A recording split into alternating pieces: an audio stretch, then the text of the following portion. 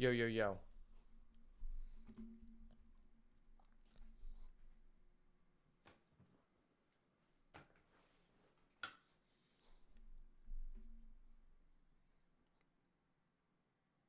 What's going on, guys? It's your boy Beats by Ash, back at it again with another banger. Today is now day 12. Today is now day 12 of our Master Duel Rank 1 climb. And the title of this stream is The Final Hurdle because we are now just one rank away from accomplishing our goal. And it only has taken us thus far a total of $160 in order to destroy these Tempai Timmies. With just a few more battles left to win, how long will it take us? And how much destruction will this result in the Tenpai community? Stay tuned to find out because this is going to be a banger and my ego is only going to inflate higher. In order for me to justify mentally that I did not waste almost $200 on digital platinum papyrus squares for absolutely no reason, we really have to complete this challenge. So let's get right into it, boys.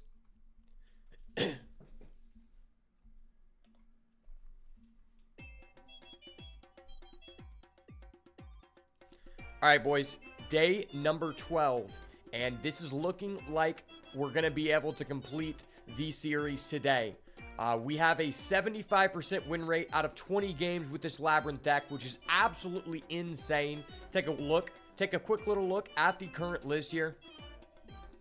Pretty much the same card for card list that I've been using the past couple days. Still utilizing the rank 6s for the simultaneous equation cannon, and the more and more I played with this deck, the better my win rate has gotten. To be honest, this is the first trap deck I played in Modern Yu-Gi-Oh! That I think actually requires a certain amount of skill and also just more knowledge of what the other people are trying to do to know when to use your resources. Because if you make one mistake with this deck, you almost just certainly auto-lose. But if you play perfectly, the deck feels very rewarding. And you actually get into a lot of back and forth grind games. And that's actually what I really like about this deck is, this is the first deck on Master Duel where I can just have these games that go like 7 or 8 turns. Like recently, earlier today, I had a game that was like a 20-minute game. And me and this guy both had like 6 turns each and we were both doing things. I don't remember if I won or lost, but like I just remember being like, I don't really care whether I won or lost because that was just like some good Yu-Gi-Oh! Which I didn't know was really possible to have on Master Duel with the 9-max C situation. Oh, also, one thing I recently realized that, like, honestly made me feel like this deck is even more OP than it is that if you have a Daruma Karma Cannon and you're going against Tenpai and they have the field spell face up, even though their monsters are unaffected by activated effects, what ends up happening is their guys can't be flipped face down because they're unaffected. And so that means the second part of this effect has to resolve, which means they have to send all of those to the graveyard because it's affecting the player and not them. And that's disgusting. But nevertheless, we are currently only 2 more wins away from hitting Master 1. So let's get right into the goo, boys. It's time, boys. I'm taking these little Timmies to Value Town, baby.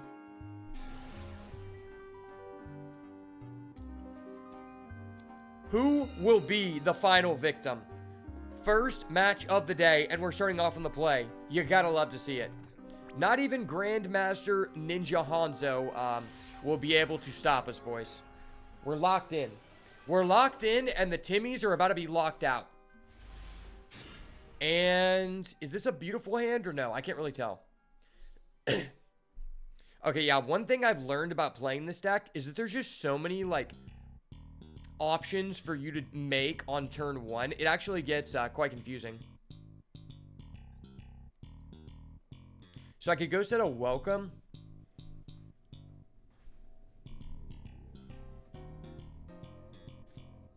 I think I normal summon Stovey Torby.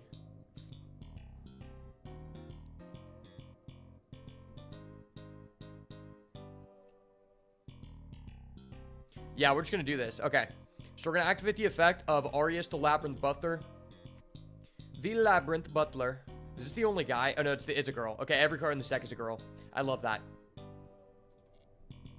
Now, we are not going to special summon. We are going to set our big welcome here.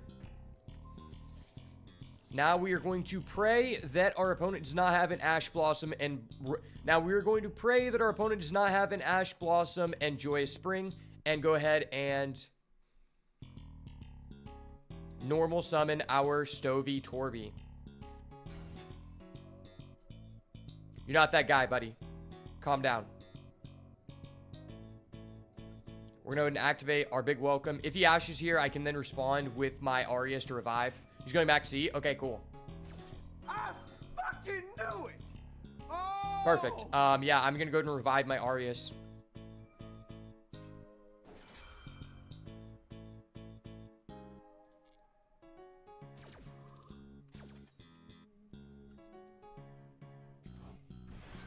Yeah, that's what I love about this card is it just makes to where your opponent, if they try to like stop you in a situation, you actually get some of your value back. And that's very important in a format where everybody's cards are just so powerful and generate so many pluses. So we're going to go ahead and get our Lovely here.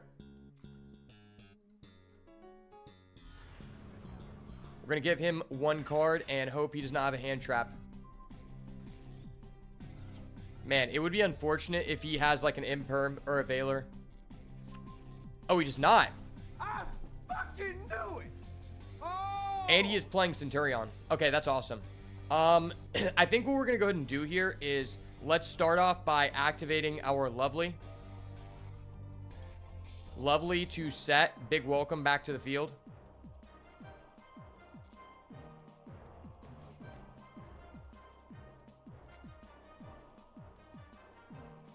And then I'm going to go ahead and activate Stovey Torby, I guess. Discard second big welcome. Set a welcome Labyrinth from the deck.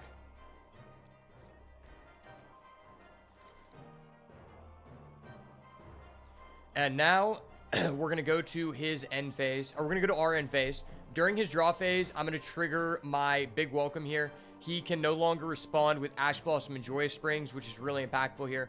But we can go big welcome to summon out our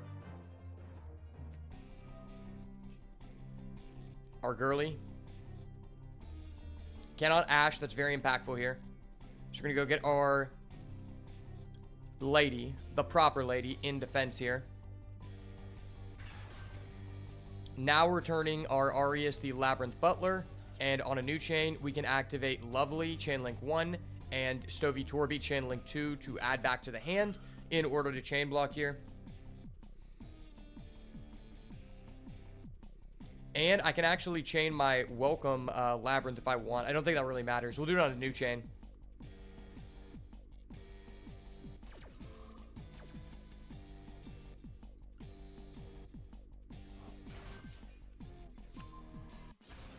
I forget this Stovey doesn't give you an option to add back to hand.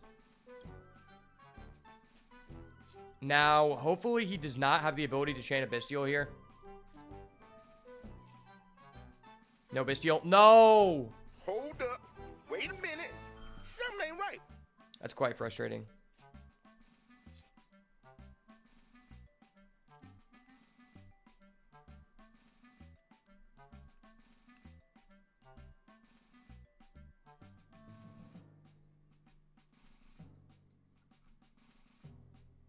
Is this place a continuous trap?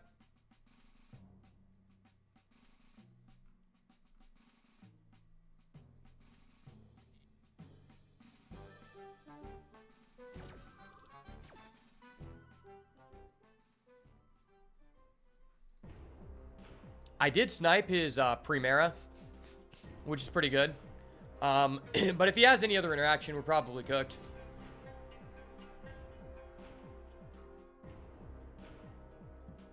And I think we're just going to go get a Ariana.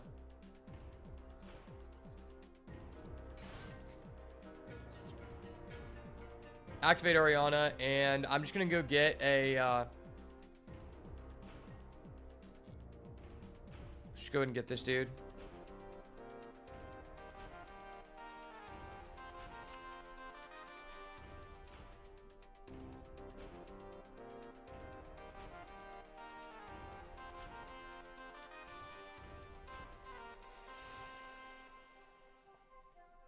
Yeah, this guy's hand was fucking insane, dog.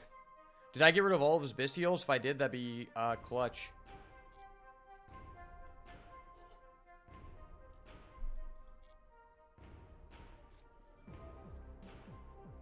I did not. Okay. That really sucks.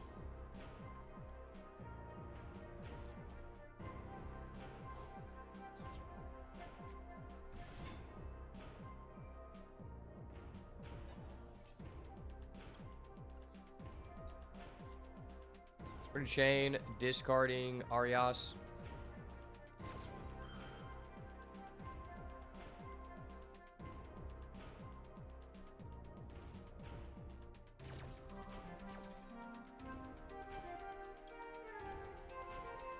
Setting the big welcome.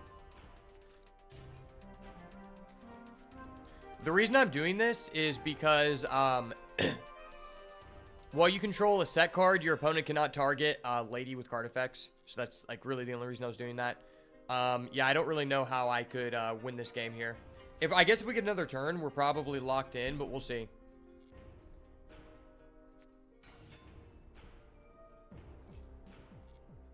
He could add field spell, then he could normal summon. He could go into a Baron.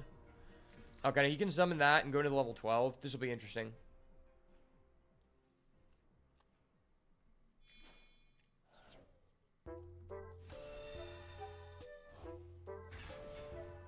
Activate effect, send my lady.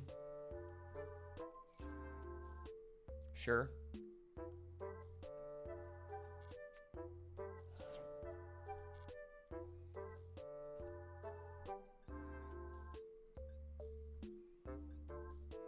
Maybe it wasn't correct for me to send my Stovey Torby. I just kind of want to protect this. Makes Auxilia. Why is there just like 3 cards in the deck that all let you Rhoda? Like, this is just a Rhoda for anything. This is a Rhoda for anything. Add 1 Centurion card from deck to hand. Add 1 Centurion card from deck to hand. And the field spell lets you add a Centurion card from deck to hand, doesn't it? You can send 1 card from your hand together, place 1 Centurion monster. Bro, that's basically adding any card from deck to hand. Yo, what's up, Not?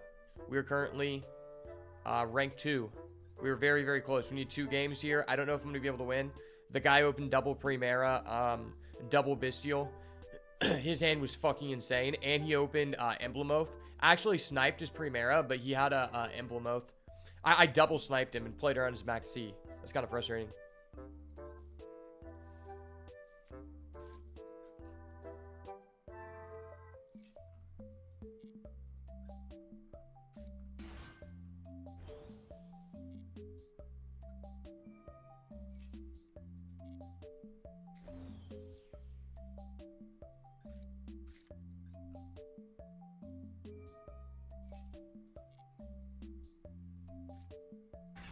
Okay. I'm telling you, Rhoda should go to 2 copies. Every other deck has 6 copies. In my opinion, Rhoda should go to 3. There's no reason for it not to be a 3 because there's no warrior deck that's oppressive. Like, or at least 2. I think 3, it would be completely fine.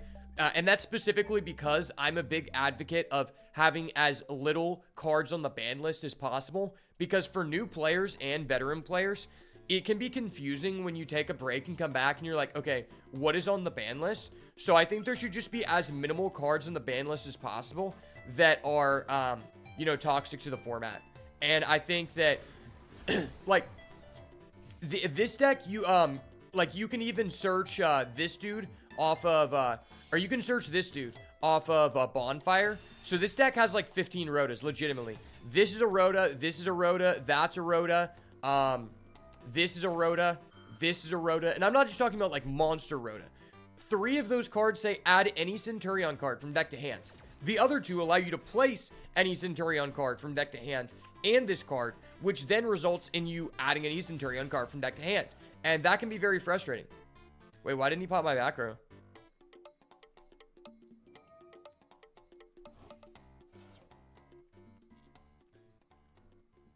And that card lets you send any Centurion card from deck to grave? That's ridiculous.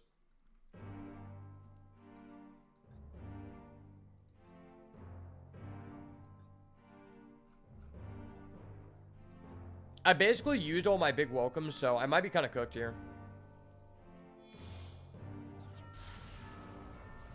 I'm gonna be honest. I don't think there needs to be any more warrior support because you already have a Soul Day.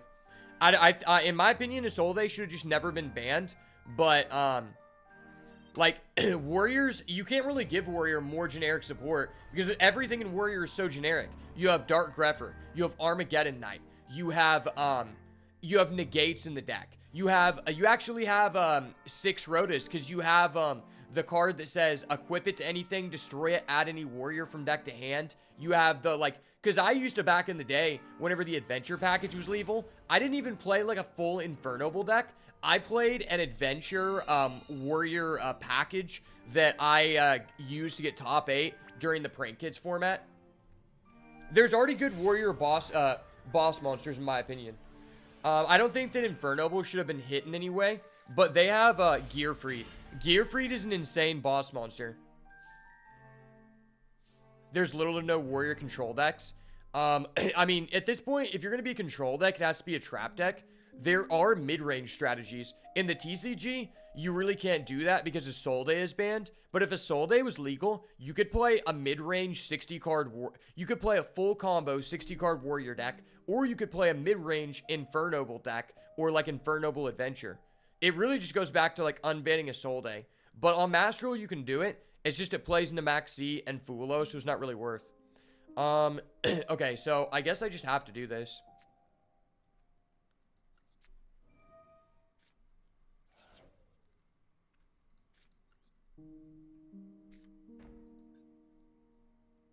Oh, fuck, I'm retarded. Hold up. Wait a minute. Something ain't right. Never mind, I just threw. I'm actually just dumb. I always forget with this card that you have to control a Labyrinth card because you just always have a Labyrinth card. Alright, it's okay. I totally meant to do that because I needed to lower the amount of cards in my hand so that I can trigger my simultaneous equation cannon. There's actually a Flame Swordsman package deck that I saw that actually seems pretty nice.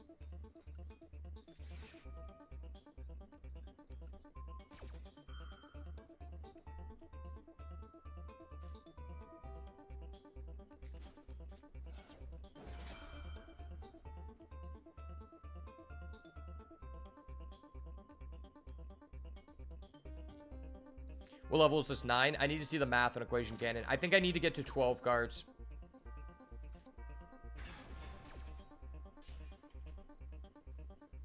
Yeah, 12, it would allow me to do 2 rank 3s. 13 would allow me to go 2 rank 4s.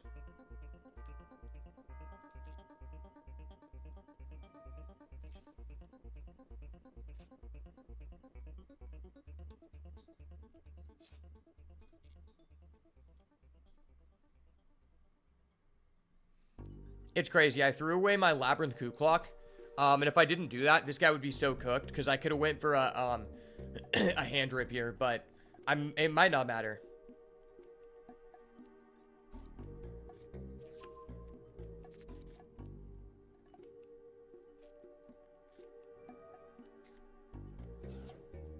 Yours beat a lot of decks out of nowhere. I'll try to find that that the list I saw and I'll link it to you after this.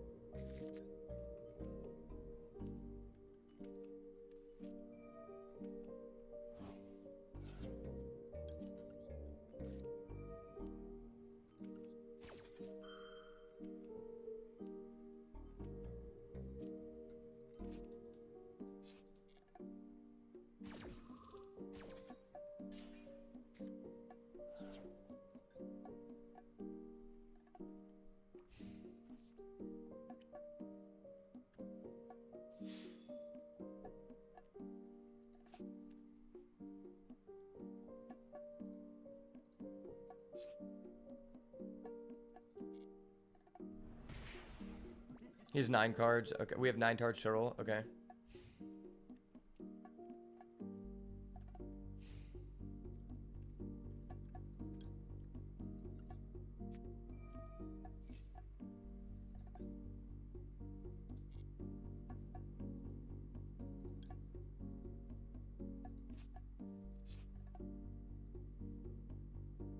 I go big welcome...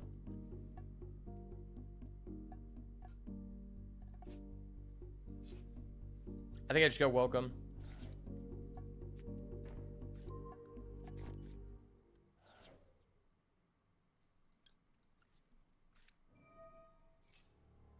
No Ash, no Ash. Brother! Hold up. Okay, okay, okay. Wait a minute. It's fine, it's fine. Something ain't right.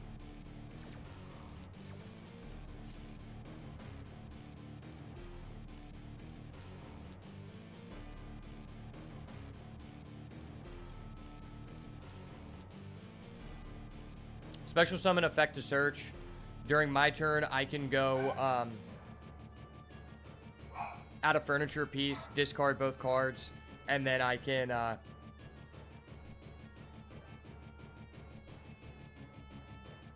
trigger my coup clock, activate coup clock, just set a big welcome.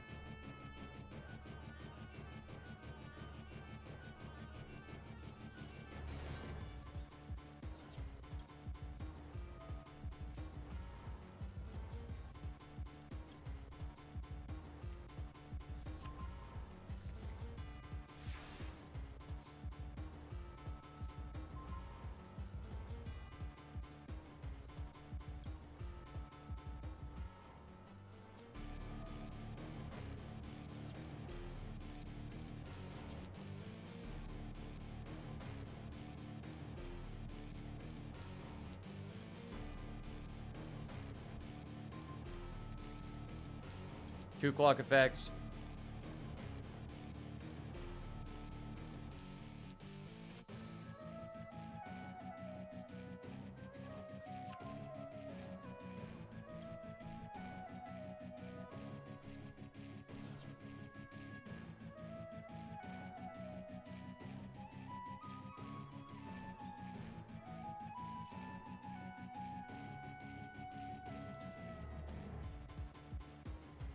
Okay, he doesn't have it. Oh my gosh. I was so scared because he drew a card off Max C, and that could have given it to him.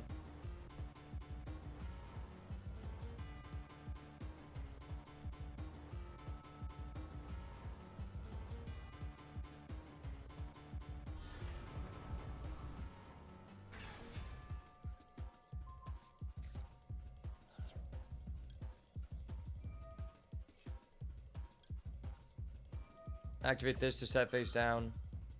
Activate this. I'm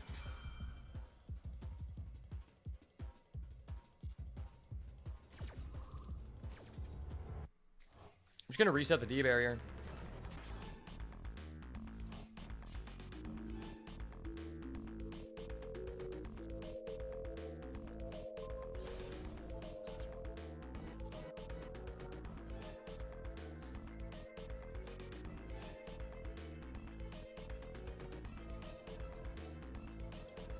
Set D barrier. Ayo. D barrier.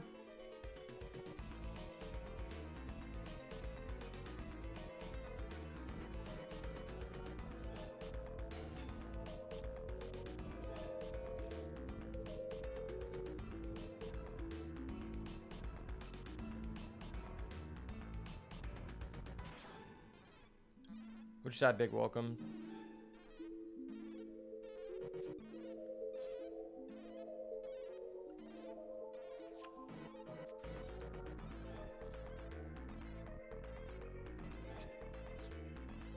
Battle phase attack over.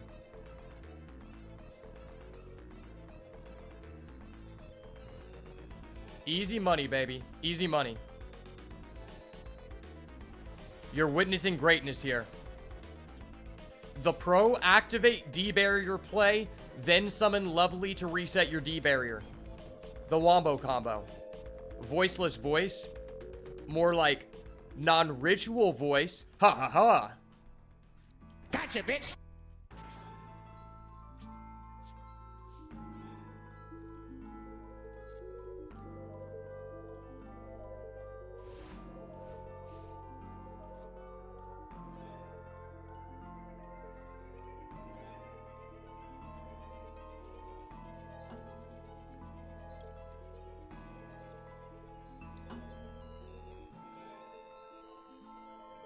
No, I didn't mean to do that. Fuck.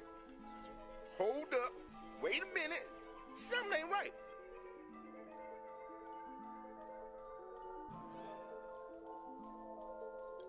Okay, whatever.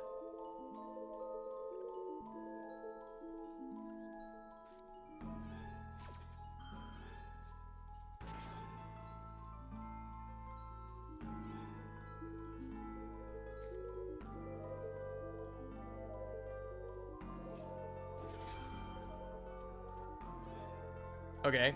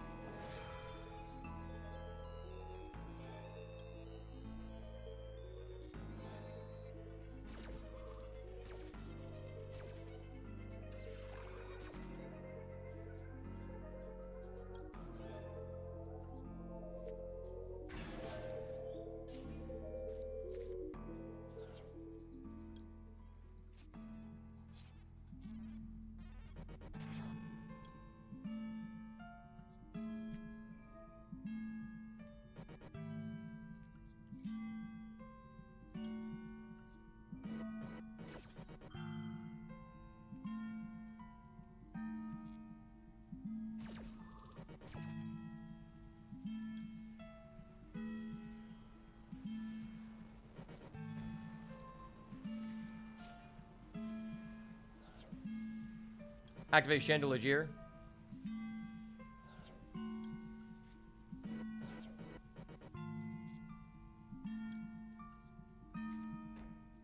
I honestly don't know why this guy's still playing. I have a coup clock, bro. Coup clock. Can't stop the clock. I feel like I'm playing tier limit. I've now done a total of 10 actions during this guy's draw phase.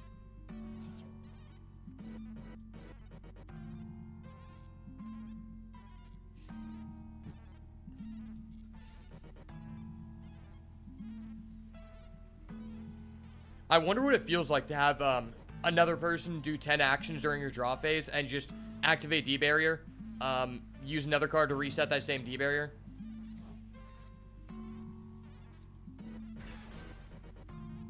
Okay, what does this do?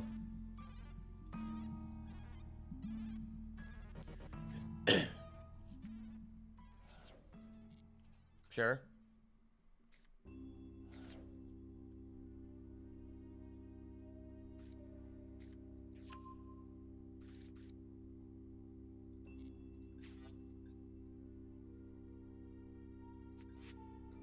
Wait, what the hell is that?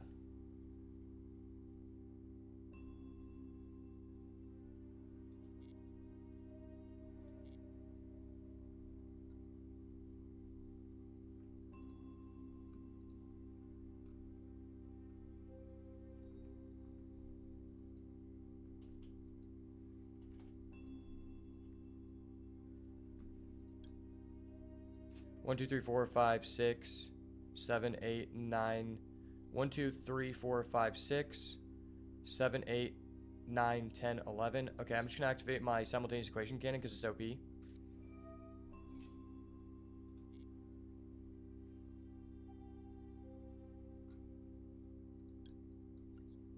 Boop.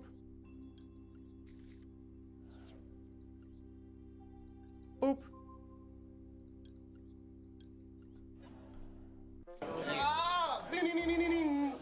GG, buddy. GG. Let's go. The boat, baby. We got him. I fucking knew it. Oh. See, that was a really interactive game. There were a lot of back and forth plays there. Specifically on my end, whenever I activated a dimensional barrier calling ritual, then on my turn, reset that dimensional barrier to activate it on his turn again. You know what they say. Can't stop the clock, can't stop the barrier lock, baby. Oh my gosh, I feel so bad for this guy. He's going against us, and they don't call me the Tempai Destroyer for nothing. He's playing Tempai, and if he loses a rank, bro. Dear Lord, please have pity on my enemies here. But when I mean pity, don't make him feel bad about himself. Just let him know I'm the better player, but still let me win. Okay. He's going Dimensional Barrier. Well, he is obviously on Tenpai.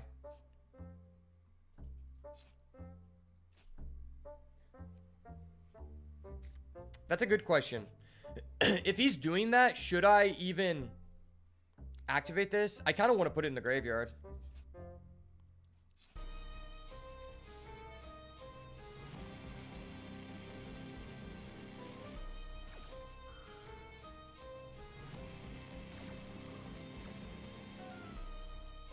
Setting the big welcome.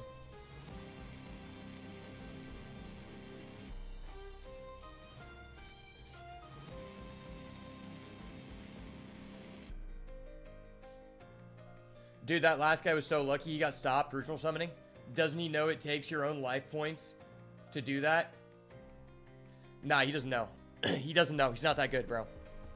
He's not that good. So do we set 4 here? This is actually kind of tough.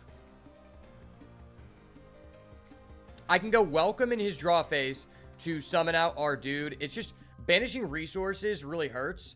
I think... Can you special summon this? No, just only add to hand. Well, I have to set this because I have to call D-Barrier. I think I just set 4. If he has the Lightning Storm, he has the Lightning Storm.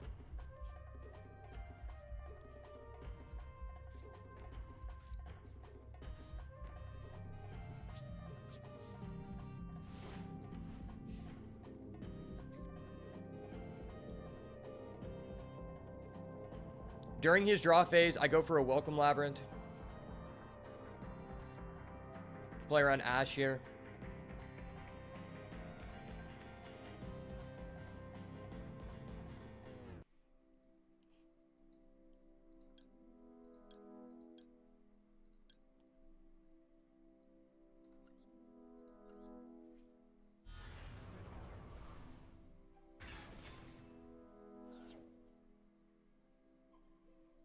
Now I can activate Big Welcome and he can't Ash.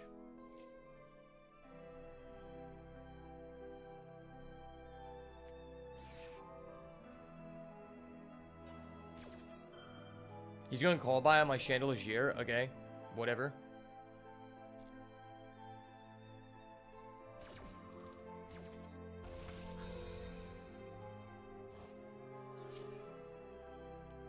Summon Lady. Bounce Lady.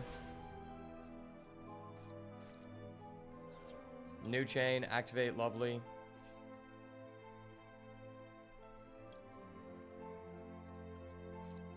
Special Summon back Lady.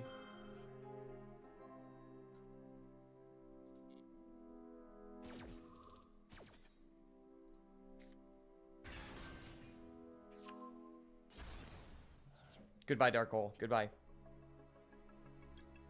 I'll activate Trap Trick. I'm just banishing all my big welcomes, because fuck it.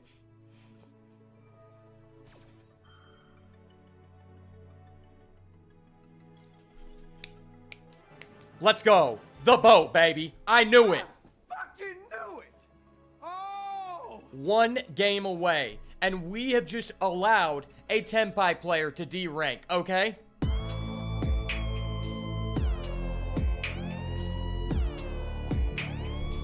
That moment when you make a Tenpai player D-rank, I love that, man. Fuck Tenpai. It's so funny I sniped his Dark Hole, because that was actually kind of frustrating. He was on Tenpai, right? He was on Tenpai, yep. Wait, what? This guy's deck's so ass. He only plays 2 Hydra and 2 Sanga and Kaiman. That means he's poor. He's D-ranked and he's poor. Damn, I feel kind of bad. He's literally... Well, actually, I don't feel bad because he's kind of an idiot. He's trying to play a deck that is extremely nerfed with a total of 1, 2, 3, 4, 5... Well, this guy's not even a starter. So 1, 2, 3, 4, 5, 6... 7, 8, 9. He's assuming that his 9 card, actually 7 card, because this card's ass. His 7 card Tenpai engine, bro, doesn't even have 3 Sanga Kaiman. What are you even doing, bud? Calm the fuck down. We caused another Tenpai player to D-rank, boys. That's what we're here to do. Everything I have done up till this point in my life has led up to this.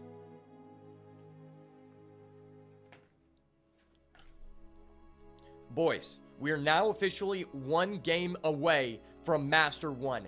Everything I've ever done in my life has all led up to this moment. Can we achieve rank 1 during the Tenpai Cuckold Festival? That is the question we must ask ourselves. We need to mentally prepare to destroy another Tenpai Timmy. Make sure to smash the like button so that we can destroy So make sure to smash the like button, turn post notifications on, and subscribe to the channel so that we can increase our chances of stomping these Tenpai Timmys into the dust. Let's go. 17-6, baby. 73% win rate. You think you're doing that with Tenpai? Probably, yeah. It's a brain dead ass stack. But not against me. Jonathan the Tenpai Destroyer Ashby does not put up with this bullshit. You broke the like button? Okay. I'm going to ask you politely to fix the like button because I have a really low engagement rate. But I'll allow it.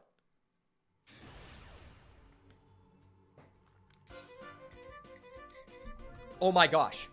It's the win it in versus win it in game. Who will win? They're making us go first. Oh my gosh. It's actually a Tenpai player. Boys, we got this. It's locked in. We're going to open up full combo, and they're not going to have anything to do. Okay, we do have full combo if they have no negates. That is very unlikely. If they do negate us, we are probably cooked. Please do not respond to Ariana.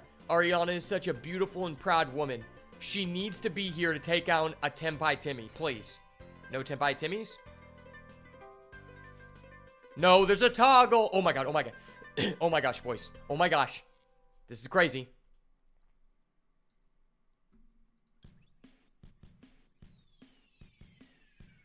Yes, yes. At the big welcome. Oh my gosh, this is crazy. But here's my number. Call me when the Tenpai Timmys are all gone. Okay, we're gonna do a Chad play here. Do we go Arios or do we go Labyrinth Kuklok? I think we go Kuklok.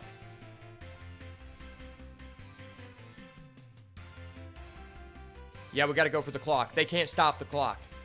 These are just the facts of the matter. Activating Kuklok. Can't stop the clock. Wait, why is he responding? Why is he responding? No toggle. You're good, bud. You're good, bud. No toggle. Activating my big welcome. Go. Oh, wait, okay. Okay, I thought it was Nash. I was actually really scared. Okay, that's fine. That's fine. We're cool with that. Sucka, be cool. Sucka, be cool, please. Sucka, please be cool. Special summon. My lovely Lady of the Labyrinth. Actually, that's the other lady. Special summon. My lovely of the Silver Castle. Enter the code. Go. Activating the effect of lovely Labyrinth of the Silver Castle. Ding. Yes, sir. Activating the secondary effect. We have discarded his first Tenpai card. I can't believe it, boys. We're locked in. Resetting our big welcome Labyrinth. There's nothing they can do to stop us. We're on some Chad shit right now. There's officially nothing they can do. Unless they have some really broken things. Then they could do stuff.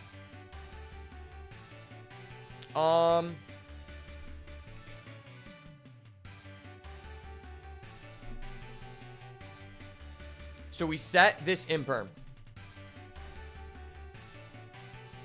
Toggle on. We toggle on here every day. We toggle on every time.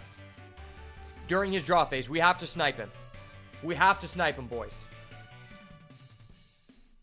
Okay, our opponent has drawn a card. Activate my big welcome Labyrinth. Go. Okay, you don't have anything. You don't have anything. It's okay. Sucka, be cool. Sucka. Sucka, be cool. Special summon. My Lady Labyrinth of the Silver Castle. Go. In defense mode, like the anime. I return my Lady Labyrinth to the hand. And on a new chain, I'll activate the effect of my lovely to rip another card out of your last pathetic hand. No, he is a forbidden droplet. No, why do you have that? Why do you have that, sir? Sir? I may need to call a judge. Oh my gosh, he's discarding a lightning storm. He's discarding a fucking lightning storm. You're kidding me. Chain. Lady Labyrinth of the Silver Castle. There's no way he has a second Lightning Storm. He is not that guy. They call me Himothy for a reason. I don't believe it. He only discarded one card. He's good. Okay. That's fine. That means he has one starter if he's willing to do that. Please. Please, Poppy. No, no, no! Hold up. Wait a minute. Something ain't right. Okay. It's all good in the hood here. We're good, boys.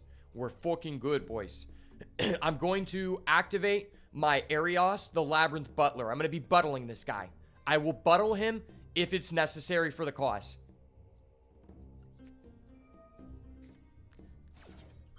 Arios, the Labyrinth Butler, go. I don't shoot and miss, baby. Aim and fire down the barrel.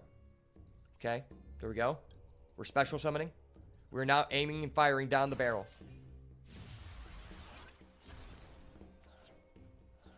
On a new chain, I'll activate the effect of my Ariana, the Labyrinth Servant. Chain link 2, Labyrinth Coup Clock. Cannot stop the clock, baby. The clock shall not be stopped. No, I will not special summon Coup Clock. We're not back to hand. Not back to hand. Now, I shall add to my hand a Labyrinth Chandelier.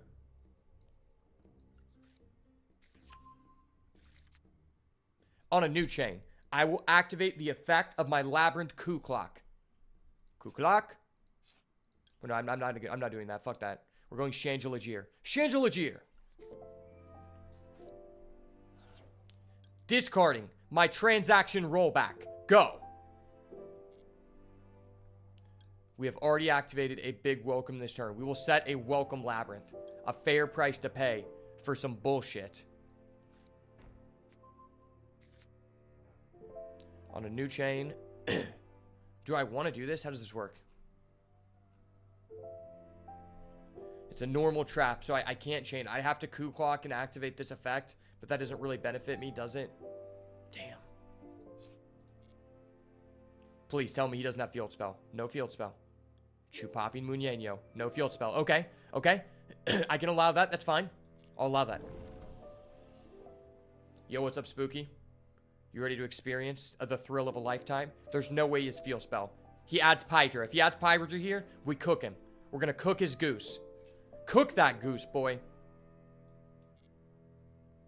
Please do not have the field spell. If he has 2 Tempai cards... Okay, he's adding Pydra. Yes, sir. Yes, sir. It's locked in. I fucking knew it. Oh! It's locked in. Be prepared to witness greatness, boys. There is no way that he drew a other Tempai card. There's only like 9 Tempai cards not banned. Okay, we're gonna activate transaction rollback. Go! Transaction rollback. From the graveyard, I activate you. Infinite impermanence. Take out his pathetic Tempai.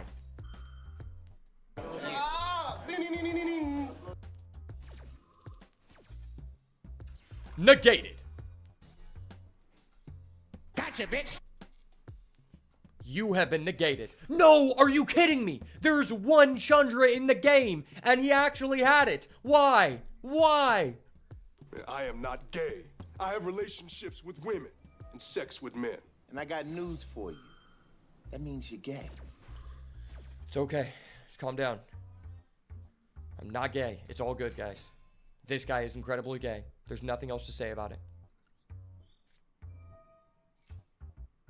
I have no idea what else there is to say other than this guy being extremely gay.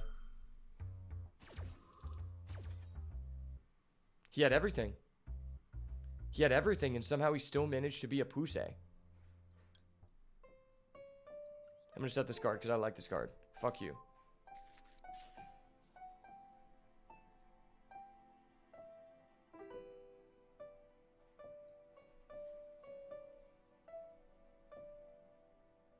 I mean, it doesn't really matter. We got cooked. No, no!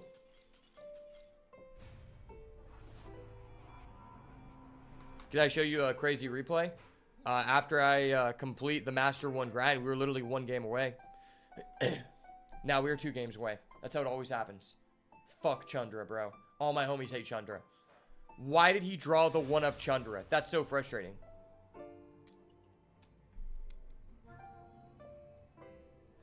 And the sad reality is that was that guy's rank up game 2. So we allowed him to get to Master 1, and he's playing Tenpai. I've dishonored my family. I've dishonored everyone.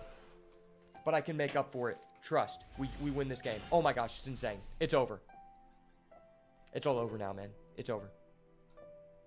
During the draw phase, I'll activate Max C from my hand. Would you like to Ash? Please Ash. Please Ash. Please Ash. He doesn't have Ash. He's not that guy. Not that guy. No, he's playing Flaunderies. Hold up. Wait a minute. Something ain't right. Okay, his hand is terrible if he's doing that. His hand is actually Cheeks. His hand is a literal Cheeks hand. He's playing a Cheeks ass hand deck.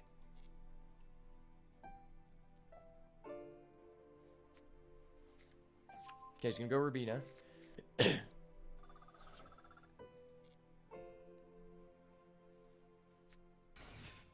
Normal summon Rubina. I will respond. Because fuck you. Responding. I'll activate my Infinite Impermanence. Go. You activated your Fluanderies and Advent of Adventure way too quickly, my friend. Yes, sir. Yes, sir. All my homies hate Flunder. What a climactic game this is. What a climactic stream this is. First match, Tenpai. Second match, Tenpai. Third match, Flaunderies. They're trying to hold us down, but they can't stop the boat and his disciples, baby. Setting 3. That's very scary. He doesn't have a win, so he can't flip up Harvey. He can't flip up Harvey Feather Storm. Okay? When you try to leave the main phase, I have a priority effect I would like to activate, buddy. This is the end of main phase. I'm gonna activate this effect. I'm going to set my big welcome. Welcome to the team, baby. On a new chain. I'll activate big welcome. Go.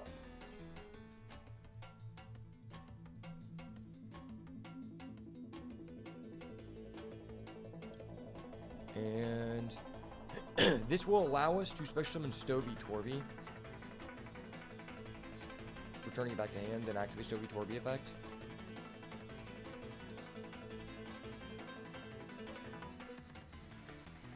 Or do we want Chandelier? I think we want Stovey Torby.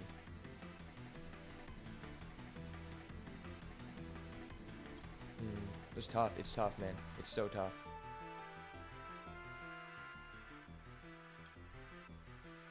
I don't know. I don't know. We're going to go Stovey Torby. I'm not really sure.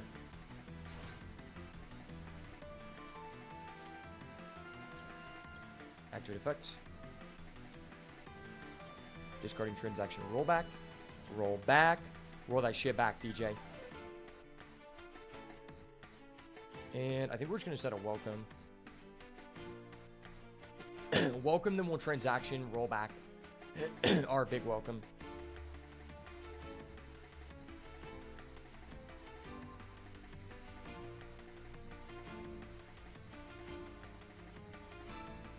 I could... No, there's no reason to do that. We're just going to wait. He has no Flounder cards. It's over. I'm going to buy all copies of Chandra in the world need them. Thank you. I would appreciate that. I would greatly appreciate that, brother. Okay, it was goated that we got Stovey Torby because we drew Chandelier. All right, during the draw phase, I'm going to activate Welcome. Welcome to the Labyrinth. There's a lot of cool things. We have trap cards for days and as well furniture. With new friends and old friends and even a chair. With good times and bad times, my trap cards don't care. What the hell does this do? Fuck that card. I will chain the effect of my Aureos. The Labyrinth Butler. Get to buttling, girl.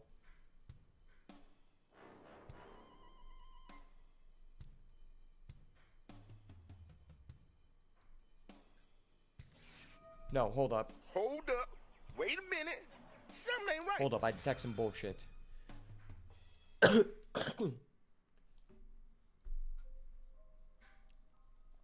Actually, I'll allow that. That's fine. That's fine.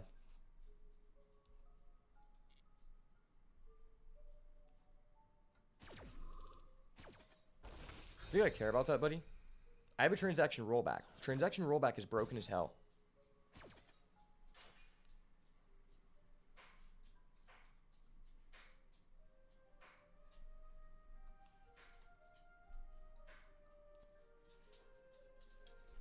Special summon Lovely.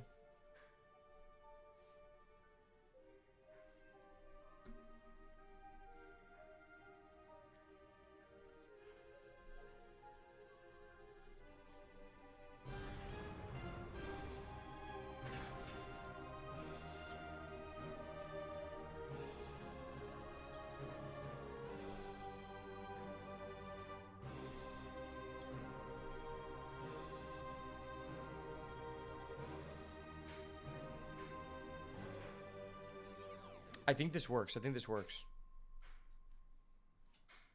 Activate this chain link 1. I think once I target it works.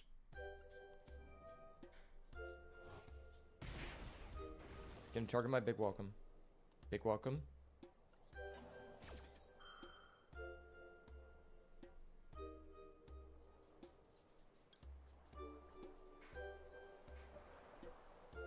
Actually, there's no reason. We'll just wait. We'll wait.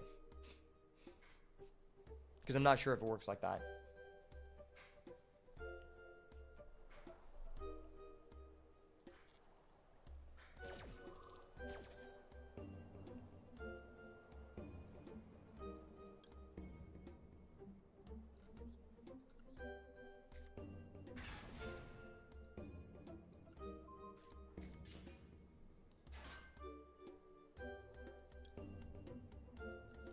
Activate the effect of my Lovely. Chainlink 2 Stovey Torby.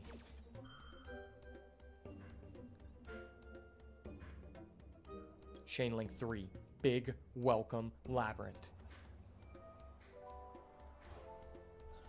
We're gonna bounce this back to hand, because fuck you.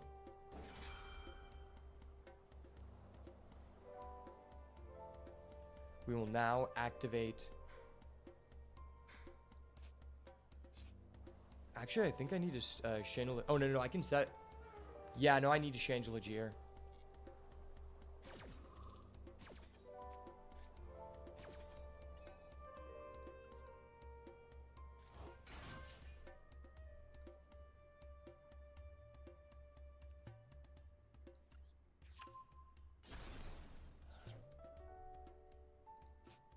Now, I can go...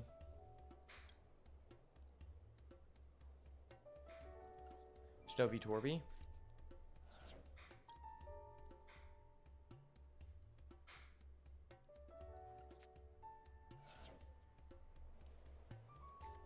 He has another loser turn? What the hell?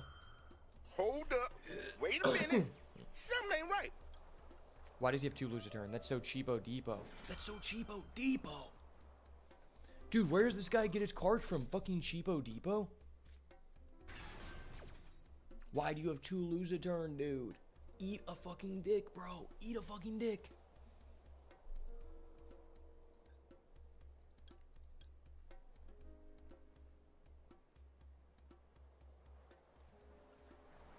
I'm not gonna lie. This guy, he's doing some really gay things right now. I'm just trying to ignore them. That was my draw face. I want everyone to know that was my draw face, and I thought this was a safe space. He invaded my safe space.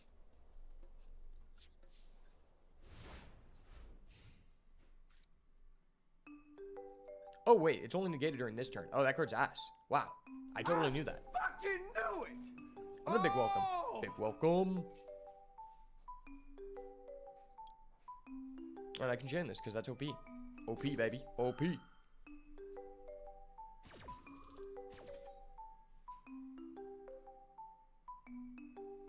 Do I set Daruma? Or do I set... No, I just said Daruma.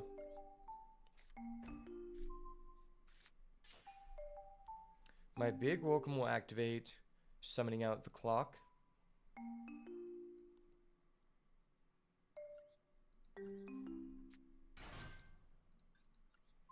Bouncing the clock back to hand. I then activate the effect of my Lovely. Everybody loves a good Lovely. We'll then chain welcome. Furniture 1. Furniture 2. The infinite furniture combo is inbound, baby. Fluonder Rees, more like Fluonder Breeze, baby. Because we're out here to turn this into a buy. I just chain link 4. I could have chain link 5 with my Coup Clock. Coup Clock. Set my Welcome Labyrinth. Okay. Yeah, I'll destroy the card in your hand. It's okay. You didn't need it. You didn't need it, buddy. Oh my gosh, you just destroyed his second Rabina. That's so funny. Bro, what do you even do? You do nothing. It's okay. Your Rabina is just in the graveyard. It's fine, buddy. Let's go. Let's go. The boat, baby. Ain't no Fluanderies getting in my way today, son. Eat them birds up like the Cookie Monster. Num num num num. No one can get in our way.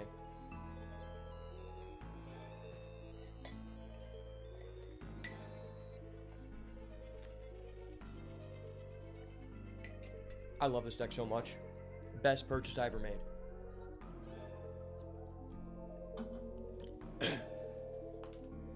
Even if it wasn't the best value, it has that intrinsic value, you know? Okay, I'll be right back. I'm gonna go to the bathroom because I need to go into this final boss fight light.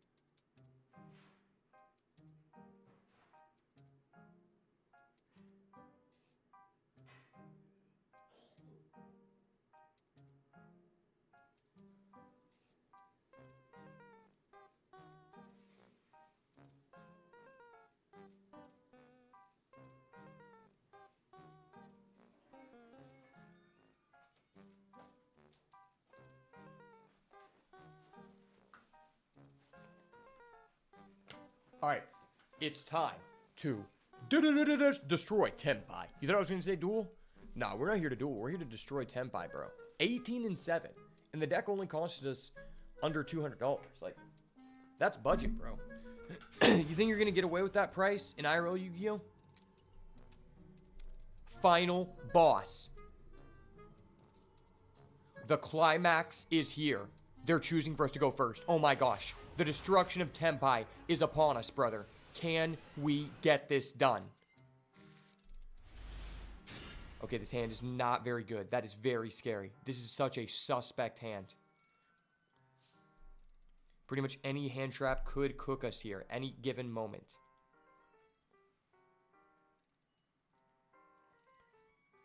The question is, to furniture or not to furniture? This we must ask ourselves.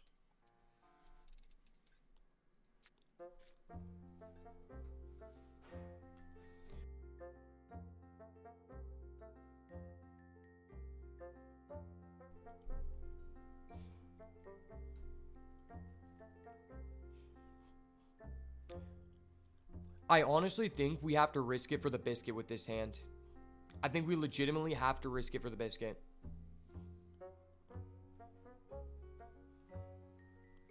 I think we need to use Welcome Labyrinth to summon Lady. And if he has Ash, he has Ash. Because this hand is not good. We need to be able to access the D barrier.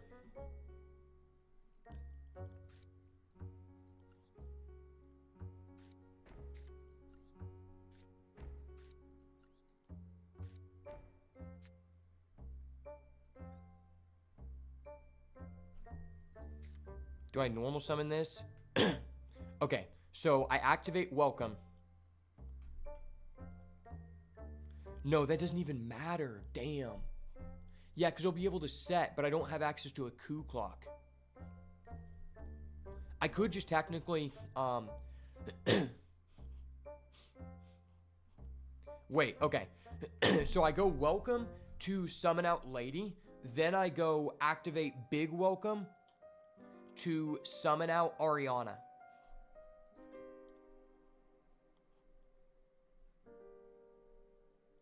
Yeah, I don't even need to summon, right? Welcome, summon lovely. If he doesn't chain, we can go big welcome.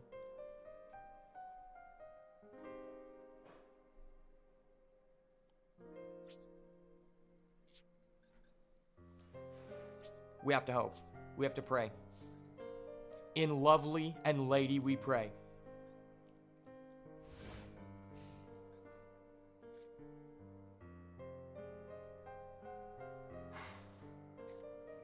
He's going for a Fulos. Okay, I have to chain. I have to chain here. We have to risk it for the biscuit, boys.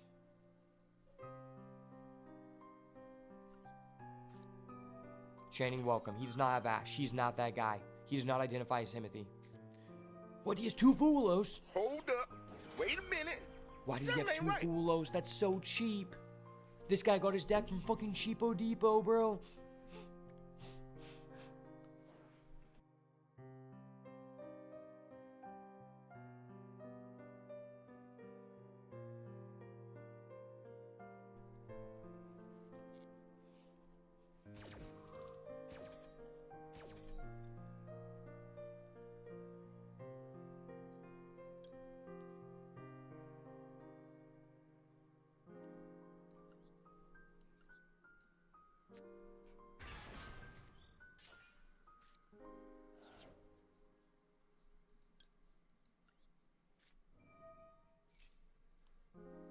Big welcome. Chain.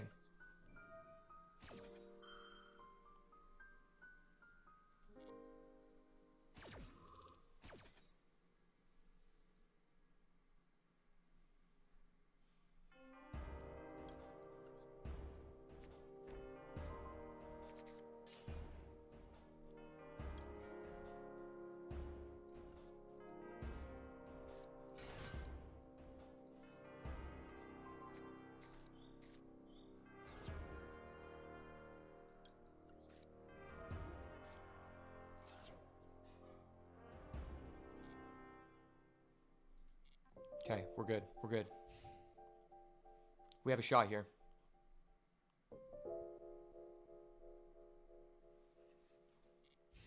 Shot in the dark, baby. Shot in the dark. No lightning storm. You never lightning storm, bud.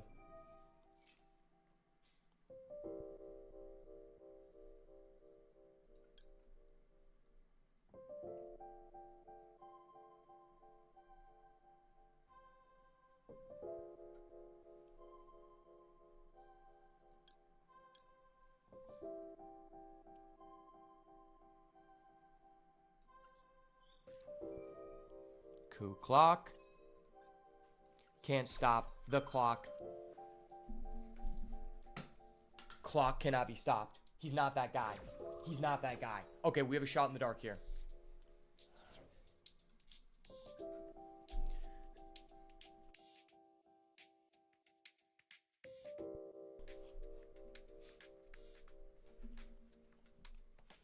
Okay, you might try to go for an SP bitch night.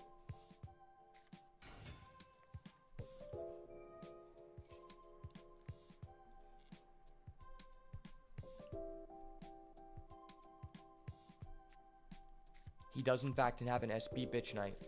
Okay, if he summons a level 4, there's a chance I may be able to go for an equation here.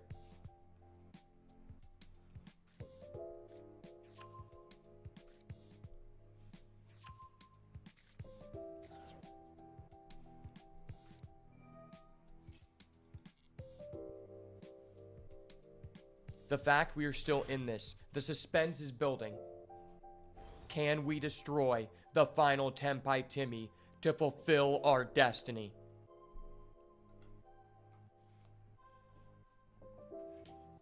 Wow.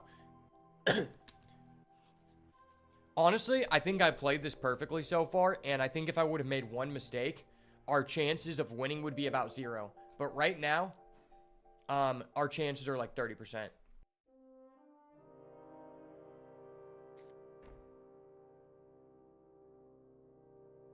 I understand he has a level 4, but he has too many cards.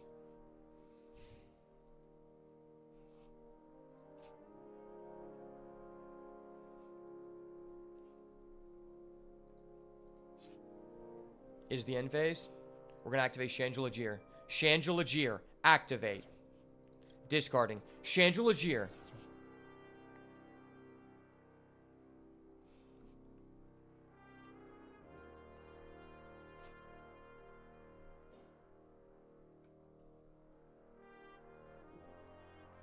One, 2, 3, 4, 5, 6, 7, 8, 9, 10. I don't think 10 is possible.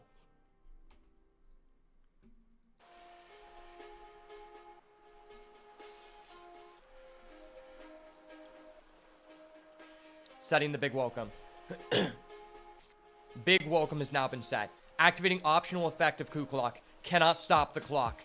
Clock cannot be stopped. Do I spectral summon the clock?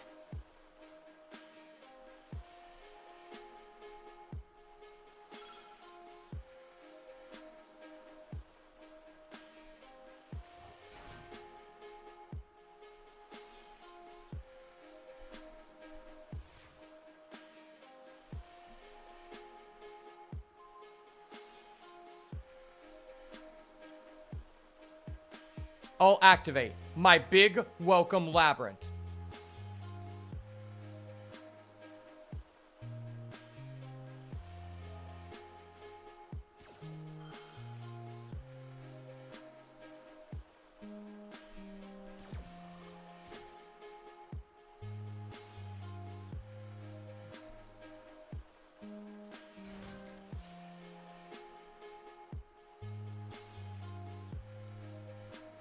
Special summoning, lovely lady, allowing me to return the clock to hands. On a new chain, I will activate my lovely. Then activate my welcome labyrinth.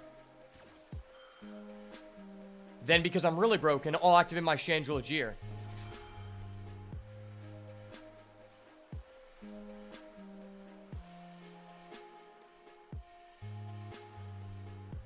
Buddy, we know you have an imperm.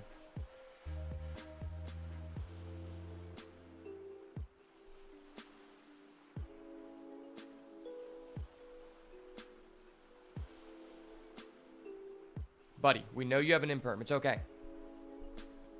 It's okay to be a bitch. Just don't do it in my lobby. We don't fuck with that shit, bro.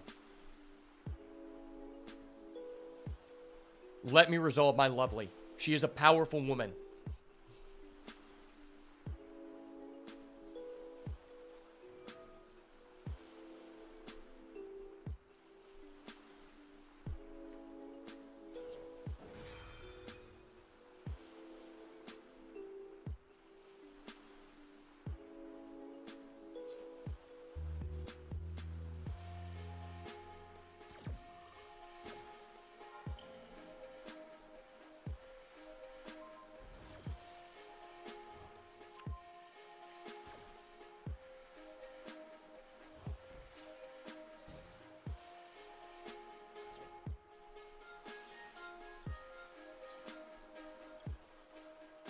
I will activate the effect of my clock.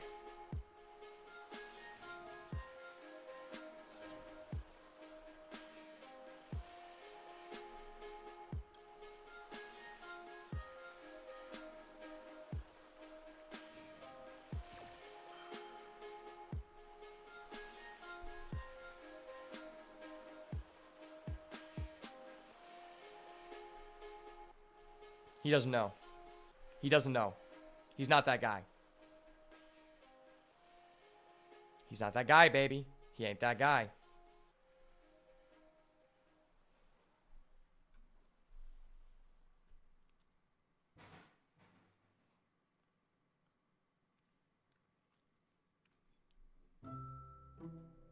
I will debury you again on your turn, sir.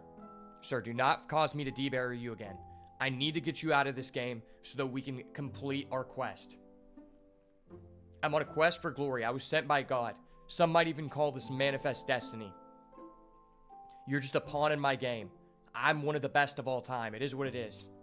Everybody has to be a part of somebody's story. It just so happens that I'm the main character and you're the one that nobody chooses to play as. That's fine, man. That's fine. Yes, sir. Yes, sir.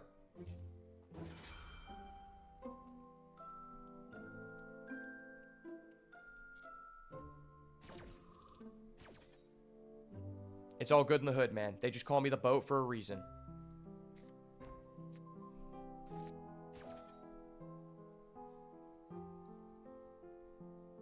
Whatever.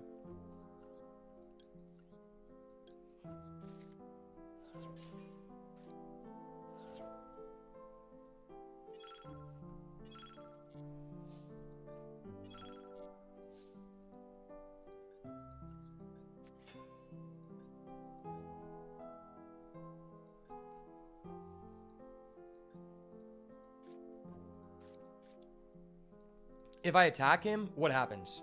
I attack over.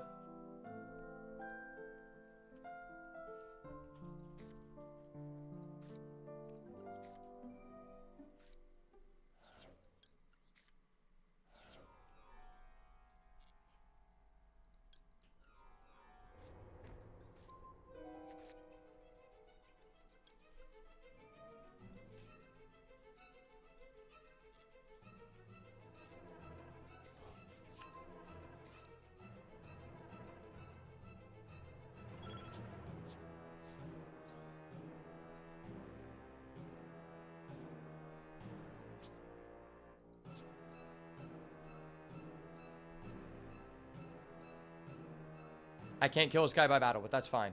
I'm going to force out a Sangan Kaiman.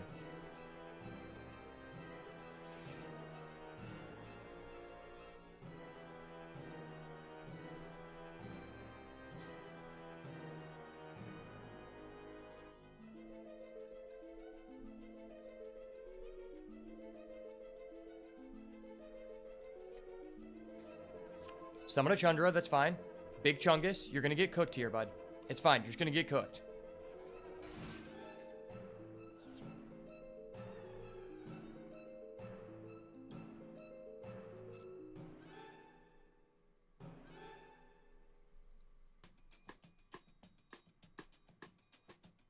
It's fine, bud. You're just getting cooked here.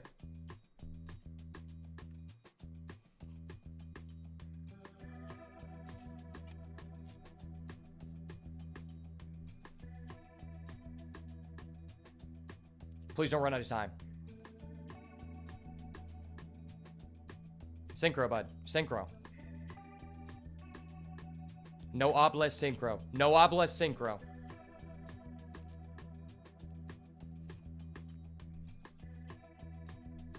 He makes a black rose, ID barrier, and attack over. He's cooked. I can totally do that in time. I can totally do that in time.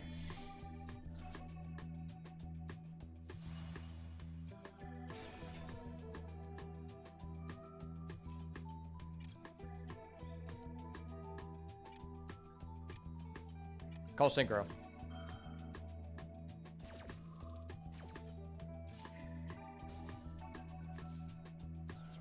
Oh, the battle phase ends? Why does it end?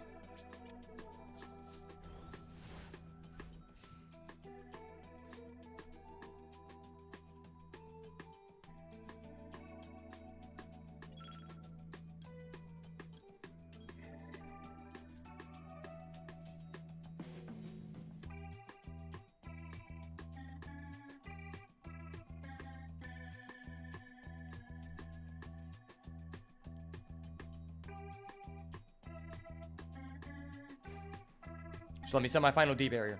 Let me set my final D barrier, you cuck.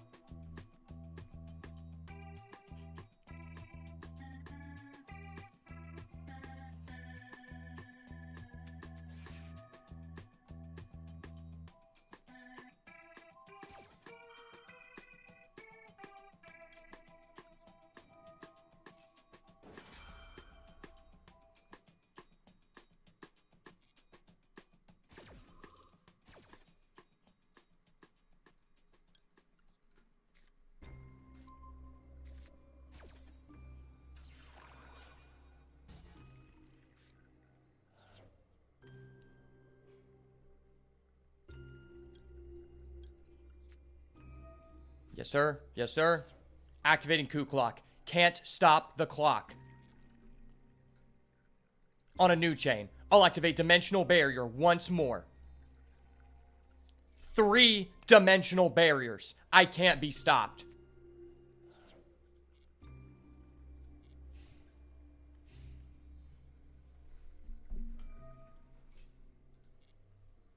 Yeah, go ahead and search for your cucks. Go ahead and search for your fellow cuckolds. That's fine.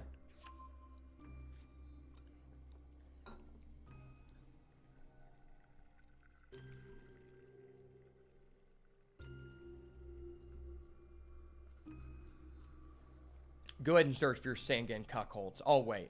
Sangan cuckolds is a great card. I love that card. The suspense is killing me.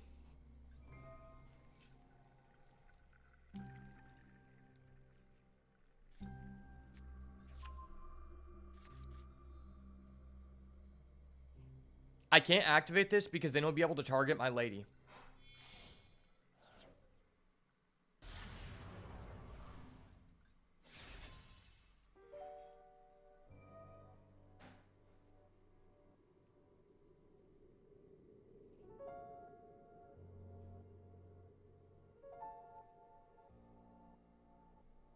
There's no way.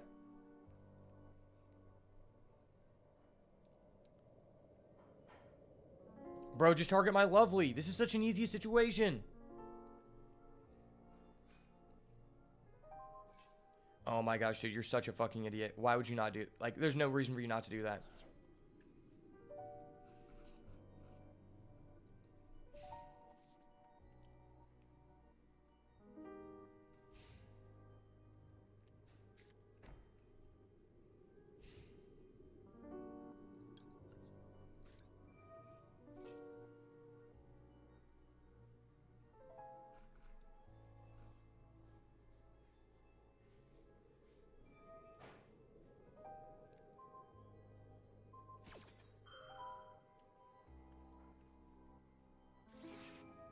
Okay.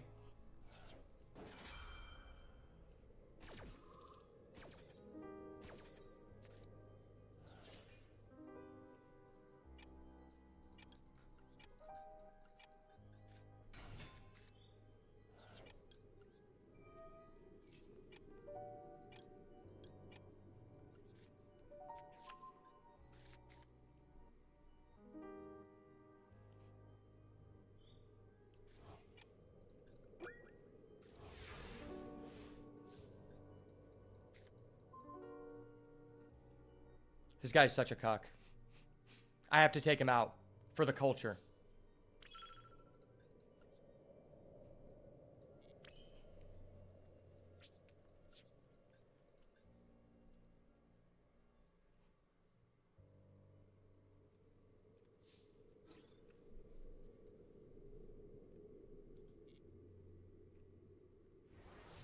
Let it die. Let it die. You know all you can do is let it die.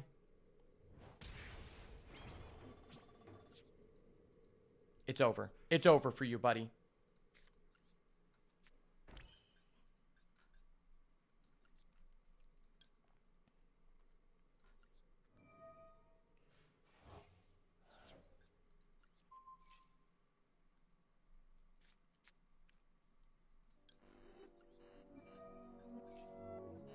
Activate, activate.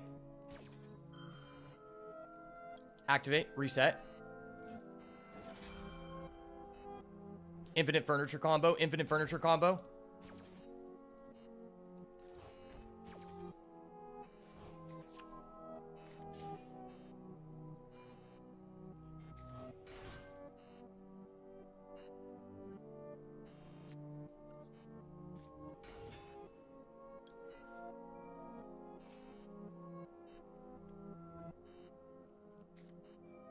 Bro, what the fuck? Hold up. Wait a minute. Something ain't right. Why is his last card an effect failure? That actually fucks me so hard. Oh my gosh, dude, that's so fucked.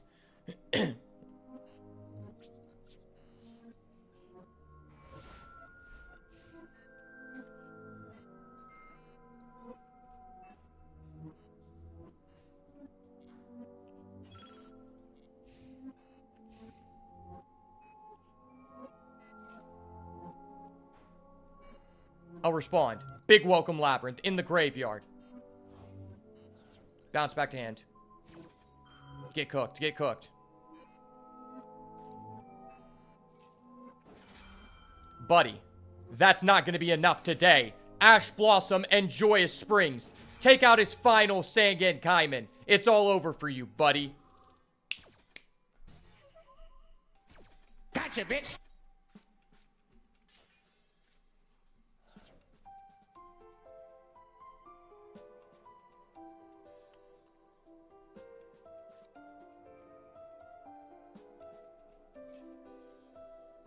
Shane, welcome Labyrinth. Welcome to the jungle. Let's go.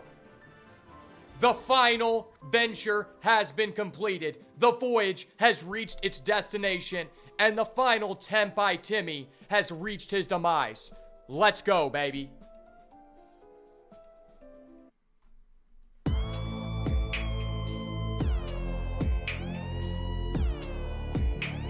Let's go.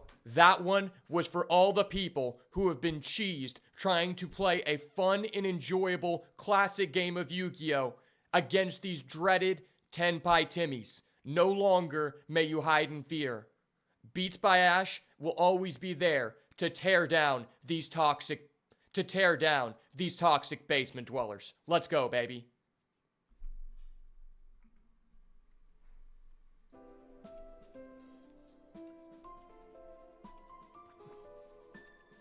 Oh my gosh, it's finally over. It's finally over. The Tenpai Timmies have been destroyed.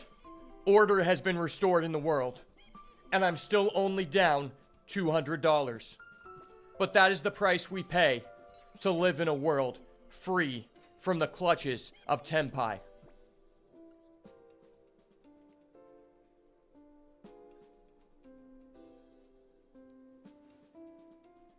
Wait, what is rating duels? This is a clash between duelists who have reached tier 1.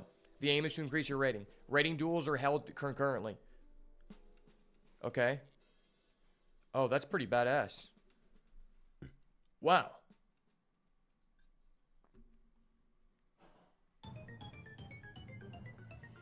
I guarantee you this guy's on Tenpai.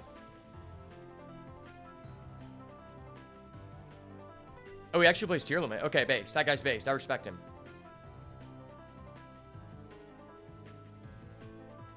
Wow.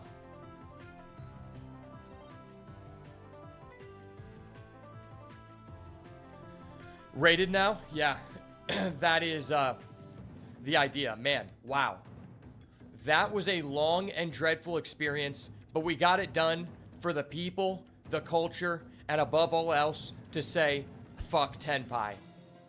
If you guys enjoyed this content, make sure to smash the like button, turn post notifications on, and subscribe to the channel so you never miss another banger, and make sure to thank me every time you don't go against a Tenpai Timmy, because I'm out here doing it like nobody else. As always, if it's not the goo, it's got to go. Peace. Overall, this was an eventful climb, and I have to say, this deck made it incredibly free, man. I think that this is probably the second best deck you could be playing outside of just playing Tenpai on your own. But I will also say the merit of this deck is that you're going to encounter a lot of Tenpai mirrors, and you're going to lose a lot of them because you were made to go first. Whereas with this deck, I think that the mirror match is also very unenjoyable, but you're going to see it a lot less, and it has a lot more outplay potential.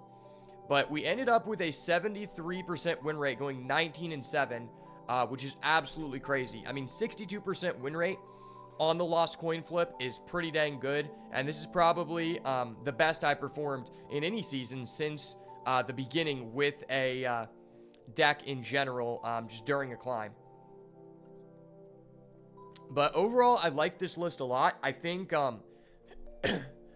think the one thing I would consider changing about this list is if you have Fulos, I would probably switch out Ash for Fulos, because Ash did come up for us a couple times. But in my opinion, I think you can make the argument that Ash isn't that impactful against most decks. Against Tenpai, it stops their Sangen Kaiman, but if you open well and you play well, and they don't have like an insane hand, you should be able to beat them by, you know, just setting up a D barrier and hand ripping them.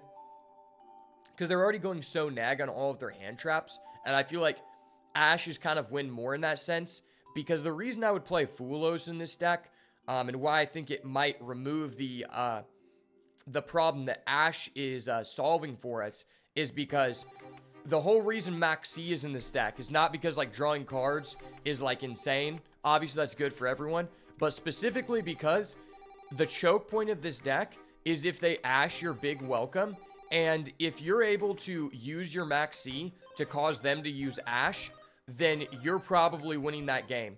And likewise, I think the same thing could be said if we had Fulos, because then that gives us 5 cards, where if we're going second, that we can eat an Ash. And I think going second, it's really important for them to not have a, it's really important for them to not have an Ash for your first turn. And likewise, if you do go first with Fulos, we have the furniture pieces to be able to discard Fulos, and I think that in itself makes the card a lot less of a brick. And likewise, I do think there's a lot of situations where you can win on turn 0 going second if you resolve a Max C drawing 1 or 2 cards. Because of this card, Arius the Labyrinth Butler, this card is absolutely busted, and I understand why they made this card a ultra rare. Because there's so many times where if you just have this, and let's say we had Fulos and we drew like 2 cards, and we drew into a Trap Trick, a Big Welcome, or even a D Barrier, there's a good chance that we could be able to actually just turn 0 kill them. There's actually been quite a few times where I had Arius plus a Trap Trick or a Equation Cannon, where I just banished 4 of their cards and they couldn't play the game, or a Daruma. Daruma is so good, and I think that what I was having success with before was that even if you're not playing Labyrinth, if you're playing a deck like our previous deck we used in the middle of the climb, the Kashtira deck, having 1 Daruma Cannon for your triple Tactics Thrust, I think is absolutely amazing. It's probably a little bit more less risky than main decking a D Barrier, which we were doing before, because I didn't own a Karma Cannon at that point. Specifically because D Barrier is, I think, all around better for just getting a turn against Tenpai. And, you know, obviously Brand is becoming more popular. But Daruma Cannon is also very good versus Tenpai. And it's just all around, it can't be bad. So just playing 1 for your thrust, I think, is really good when you go first and they hand trap you, if you're playing a deck that can do that, because everyone is dropping Max C and Fulos in the draw phase to play around talents, and just because they're brain dead and they just want to do it, you know, especially when they have multiple Molch armies. It's a really good punish, because then you can just pass and make them skip a turn.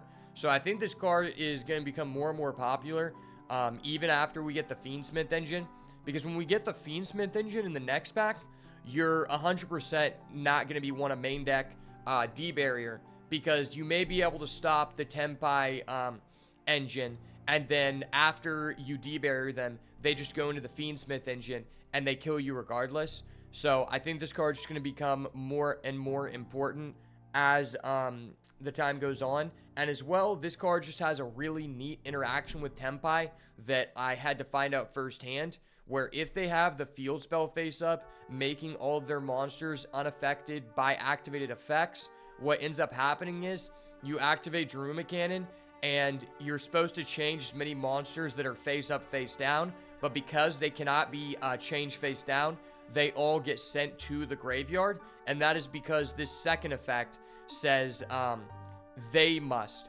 which means you are targeting the player, not affecting their monsters, and that has helped me win several games. Yeah, that interaction was absolutely ridiculous.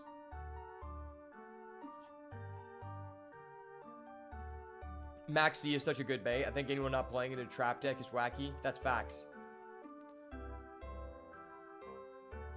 It has to have 1 card to flip down, though. That's not necessarily true.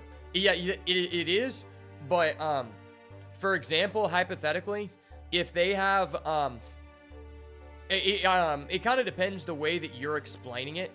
There has to be a monster face up in order for you to legally activate it that is not a link monster. But in a situation where you have no monsters on the board and they have 2 or 3 Tenpai monsters, you can legally activate it. I've done it before in a previous game, and that's because the activation requirement is met.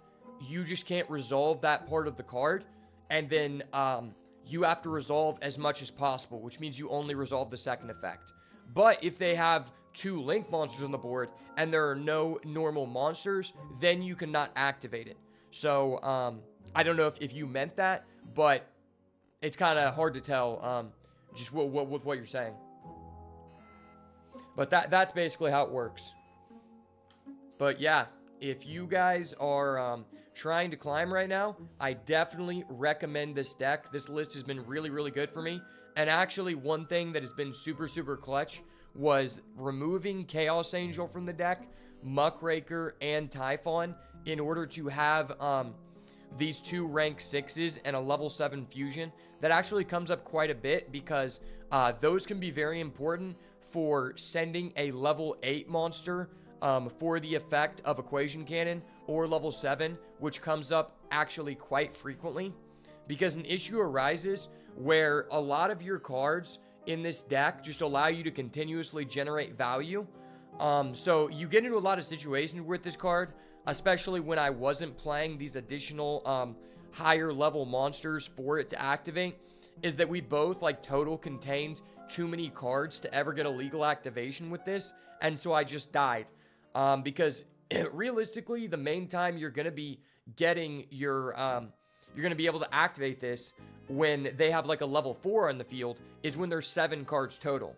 And that really does not happen unless you've already used your other resources first. And in a lot of situations, it would be much better for you to activate this first so that your resources can be activated uncontested, or it just may physically not be possible because there is a Maxine effect, there is a Fulos effect, and there's nothing you can do. Yo, thank you for the super chat, brother. I appreciate you.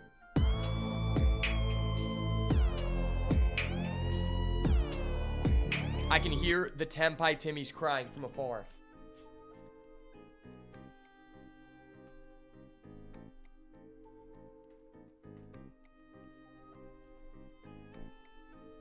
$5 from it. 5 of 200 down. Okay. 5 of 200 down. We are now, this is now a $195 deck. We have to change this here.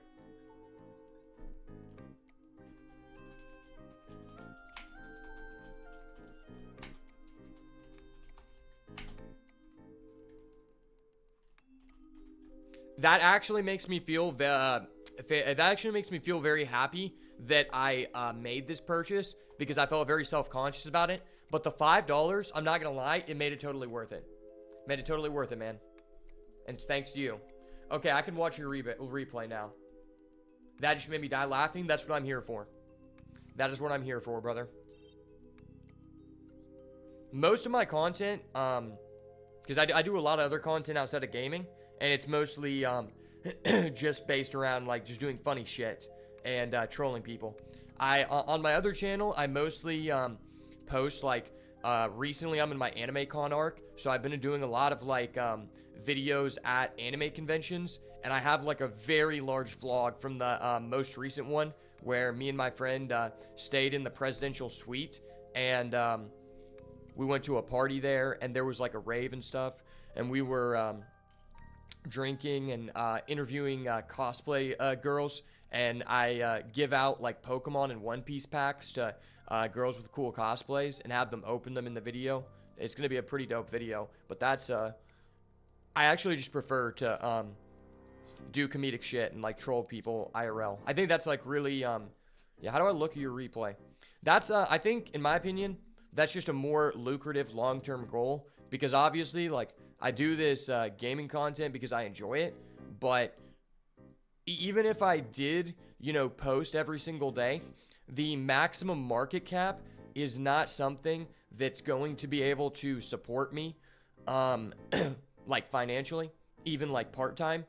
So I kind of just do this channel whenever I have time and work on the other stuff that I think is going to benefit me long term. Okay, we'll watch this.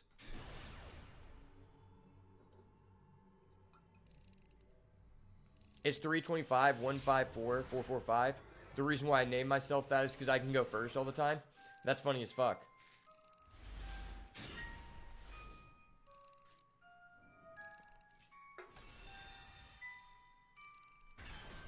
Yu-Gi-Oh's a pop rock compared to it. Yeah, especially. And the thing is, I'm not even just doing Yu-Gi-Oh content. I just got back in. Like, 2 years ago, when the One Piece card game first came out, I actually did, like, mostly One Piece. And that's how I got, like, a lot of subscribers on this channel. Because I used to do a lot of, like, IRL vlogs. And we would have, like, 50 people in the stream a lot of the time. And then I would go to, like, the big tournaments in whatever state it was in. And that did pretty well. People liked that a lot. But what I realized is, because a lot of people consider me the best content creator in the One Piece space, because I got into it in the very beginning. Like, I was one of the first 4 people to, like, start posting videos. And the other people were really, like, overseas. I was pretty much the first American, like, big One Piece tuber. And especially, like, because I would go to all these conventions and these big tournaments, and people would tell me, like, I'm not trying to, like, boost myself up, but people would, like, tell me that they thought I was the best quality-wise, partially because I have, like, close to $50,000 in, like, camera equipment. And one weird thing about card games is that this is one of the only niches where you can get away with... Oh, wait, what the fuck? You just Nightmare Archfiend? That's hilarious. What the fuck? What the hell does that do? Wait, why can I not look at that? Okay, there we go. Tribute 1 monster, special summon 3 tokens. Each time it is destroyed. Oh my gosh, that's so funny. I've never even seen this as a card. But what I was saying is, when you really think about it, because I have a degree in marketing, and so I think about a lot of weird things like this, is that card games in general, this is one of the only niches where you can actually, like, be successful while also having really shitty equipment. Because when you think about it like this, if you're doing a deck profile or you're showing a video with IRL cards, the increased equipment really cannot increase the quality level of the content that high. Now, there's a lot of things you can do editing-wise, but that doesn't require equipment. You know, just popping up and graphic stuff. You could do that on an iPhone. But in every other industry, like if you're doing political content, sports content, whatever content, the way I think about it is a lot of people, they only get their, you know, world news, their current events, their information from a platform like YouTube, like X. And what that means is 10 years ago, you actually used to be able, I would say 10 and especially 15 years ago, you used to actually be able to become successful with like a minimal amount of money, maybe just recording on the latest iPhone or just recording on like a $500 camera. But nowadays, because some people only get their like worldly information from YouTube, everyone is expecting to be provided with a news station level quality of content. So if your content, like let's say you're doing let's say you're like a sports analyst and you have like a talk show like the Pat McAfee show. If you're doing that and you're recording off of an iPhone or like a podcast, no one's gonna watch you, because the reality is, like, there are other people who are doing the exact same thing as you and they are providing that level of quality. So why would they come to you? You know, because most people, they don't look for like new people. It's gonna take a lot for them to click on something from a person they don't know or was not featured in a person's video that they already know, unless that person's famous. So you really have to think about, like, what is going to get someone to check out your content when they can watch other people that already have a way higher level of production than you. And in that regard, the only way you can do that with a low quality setup is if you're providing an inherent value that other people are not providing. And that is very, very difficult to do. Because, like, if you're in like a genre like sports or like politics, like, you can talk about the election, but there's also a person who's talking about the election, more like 5,000 people talking about the election, who have a better setup than you. So unless you're like getting on special guests that other people can't get, you're not going to be able to get by with that level of equipment. And that's why a lot of people fail.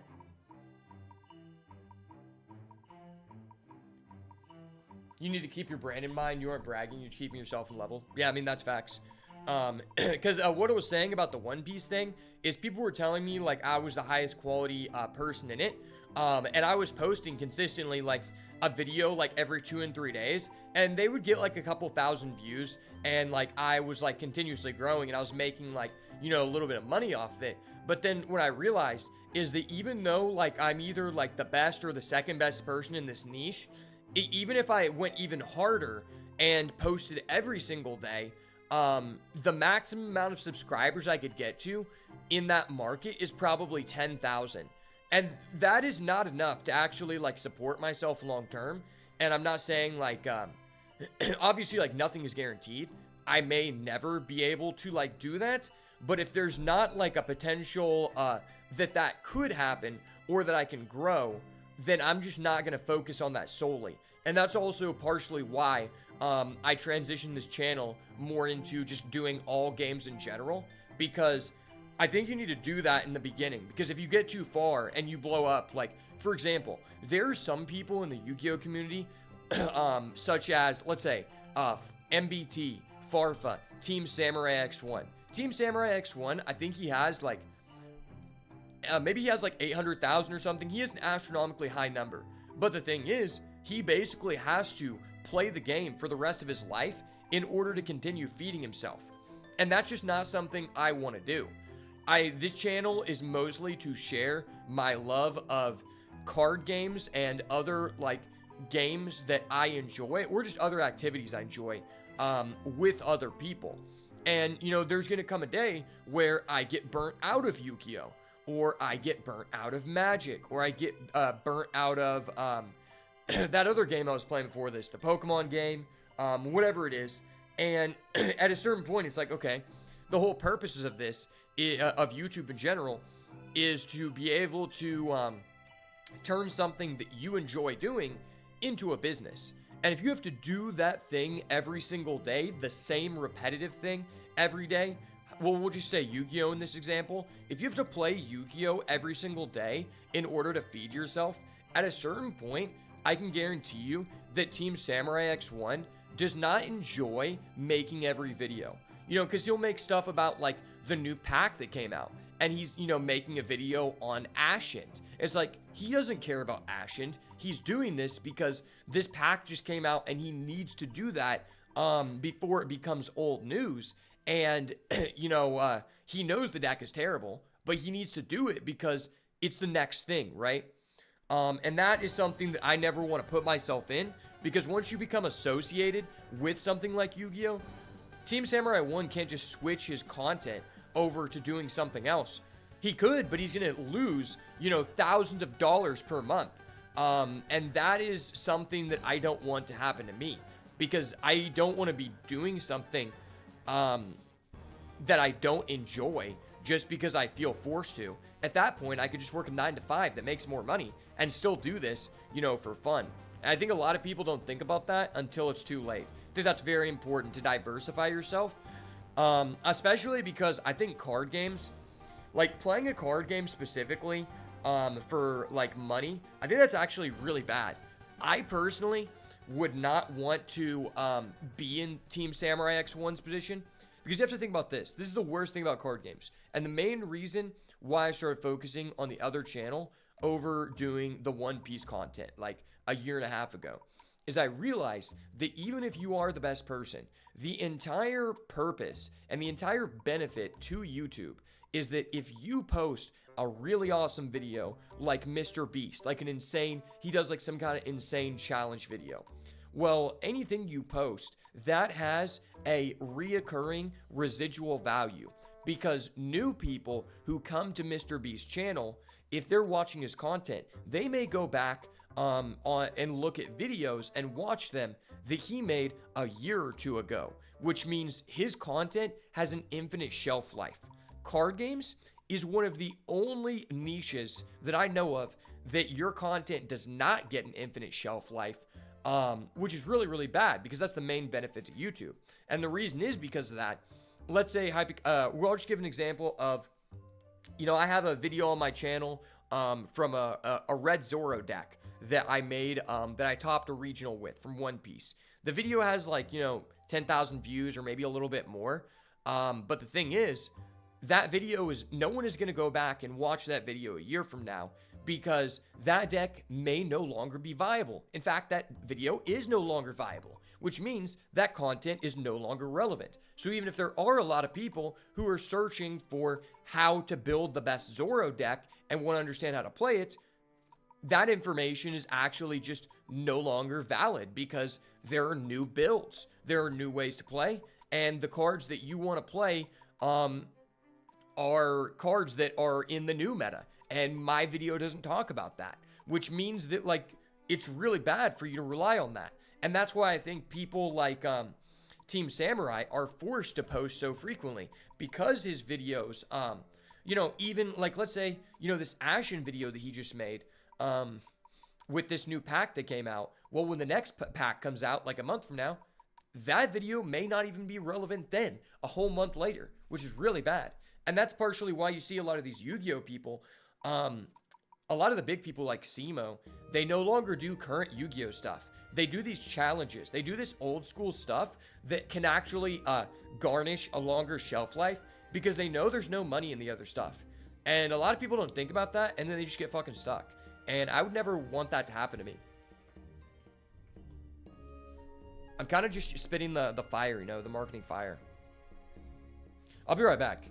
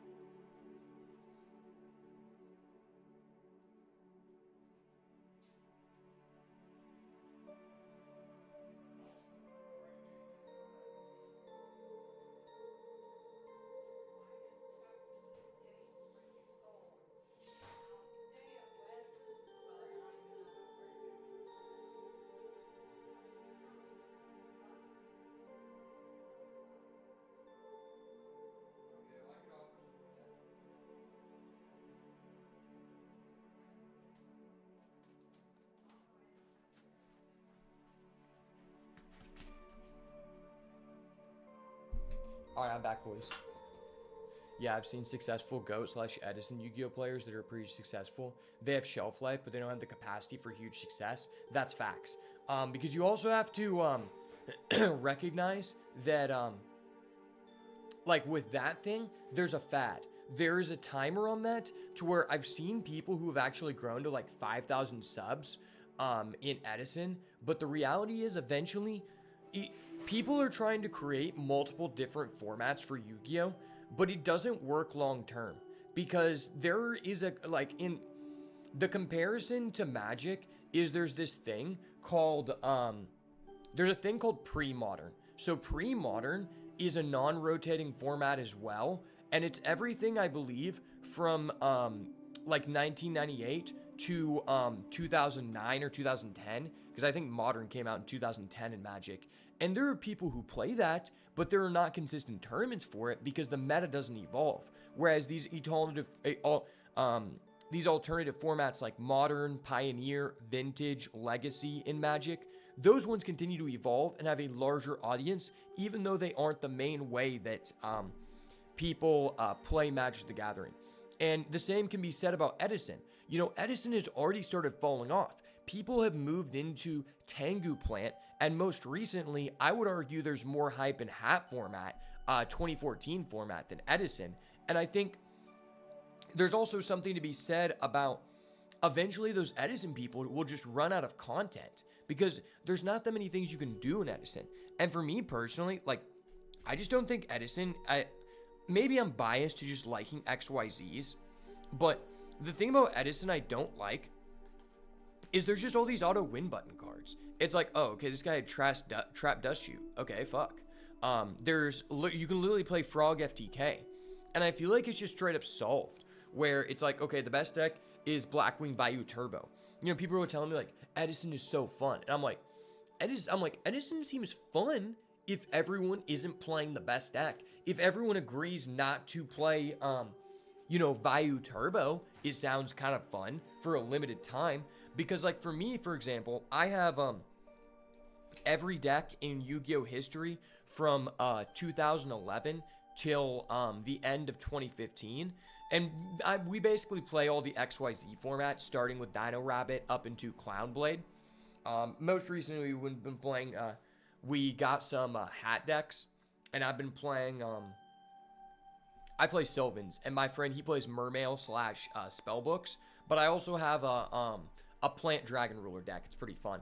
And I like that format because there's a lot of things you can do that I don't think are, like, solved. Likewise with 2015 Clown Blade format, there's a lot of decks. Like, dude, if you look back, because I actually played in the YCS when I was 14 during Clown Blade format, where Necros was good, but it was not too busted.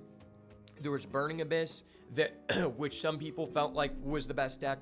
But the thing about that is, the newest set at the time, High Speed Riders, no one back then even played any card from that set except the one Infernoid person who got first, and he played a Omega. But the thing is, there's so many good cards from that set.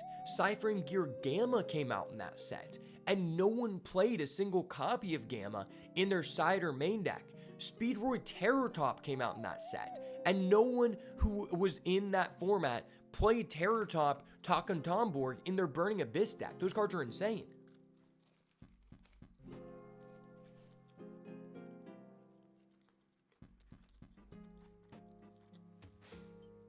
Whereas with Edison, things can only change so much. I just made some food, so gotta chill for a second. I'm gonna call my homie.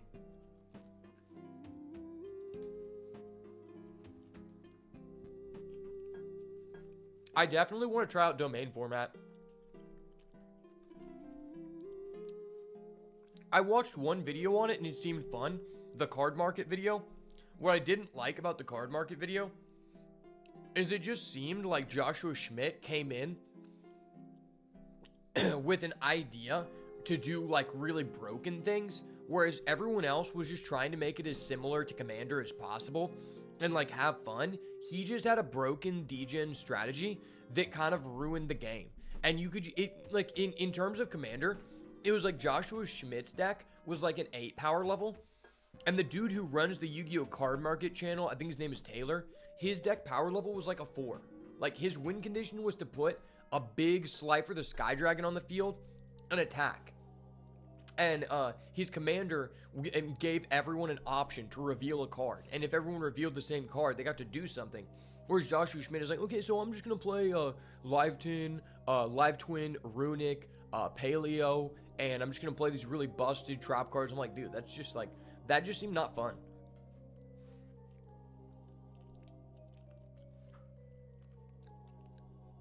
If everyone agreed to do really, like, that's the thing about Commander. Commander is also not fun when there's one person who's doing really busted stuff. Commander is really fun if everyone agrees to be on the same power level, and those people just made a terrible example of that.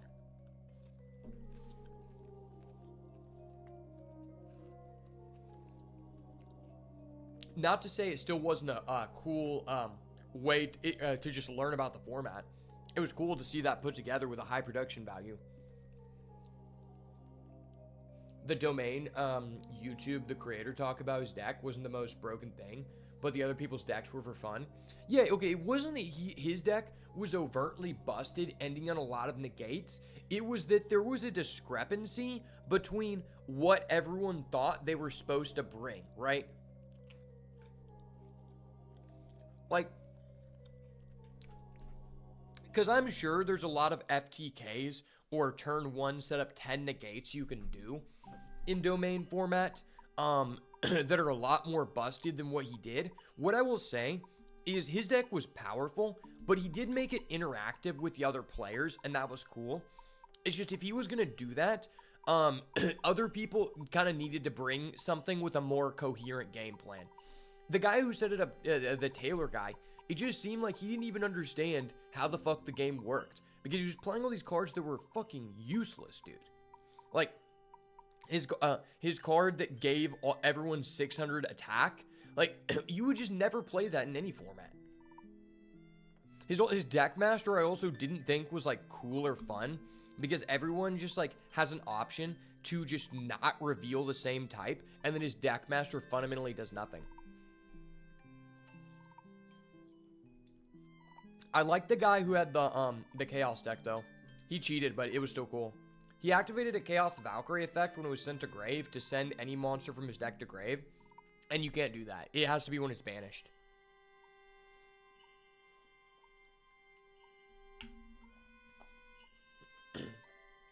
Yeah, there were no ban cards, is what they said. And that's why every person had a graceful charity and, like, a painful choice.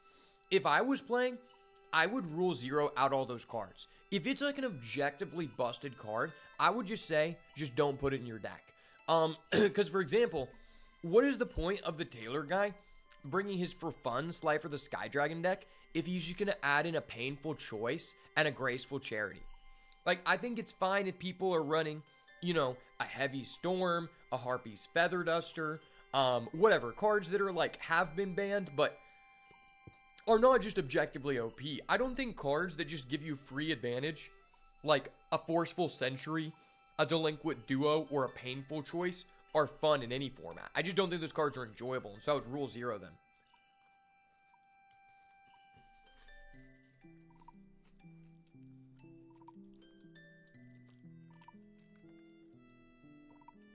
It's also just like those cards don't have anything to do with their deck master. I think that's kind of dumb.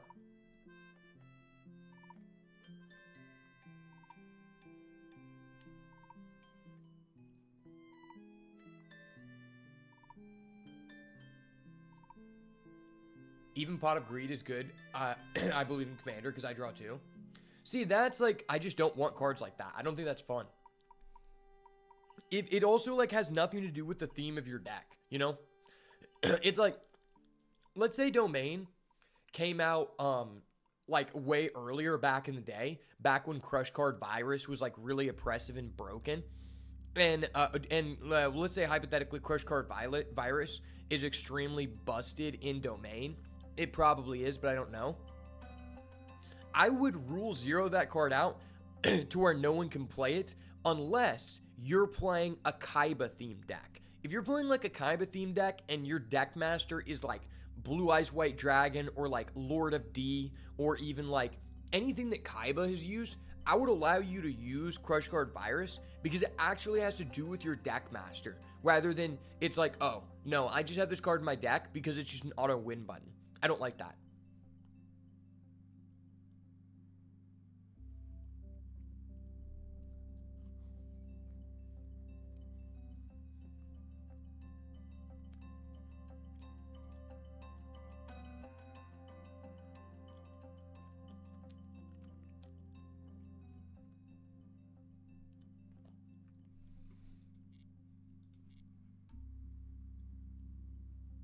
But I do really want to play. That sounds really fun. If I have like an IRL deck built for it eventually, I'd be down to do like webcam domain with viewers. That'd be fun.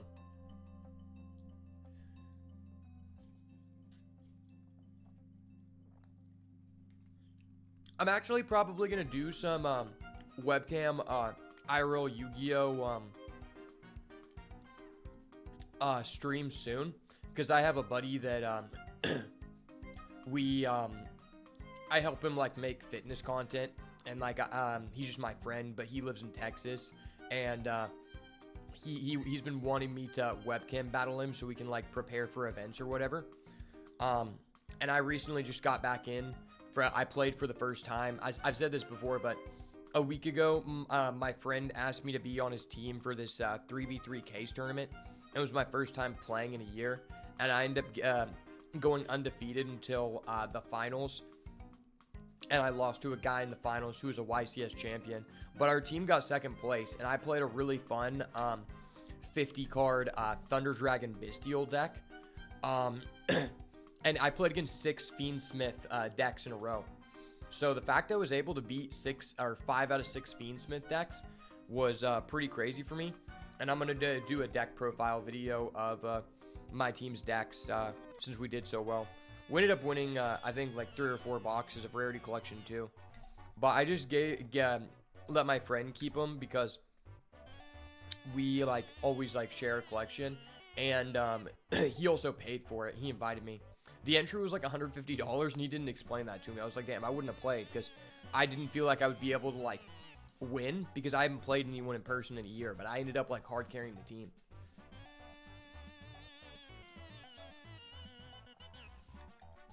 That's why they call me the boat, baby.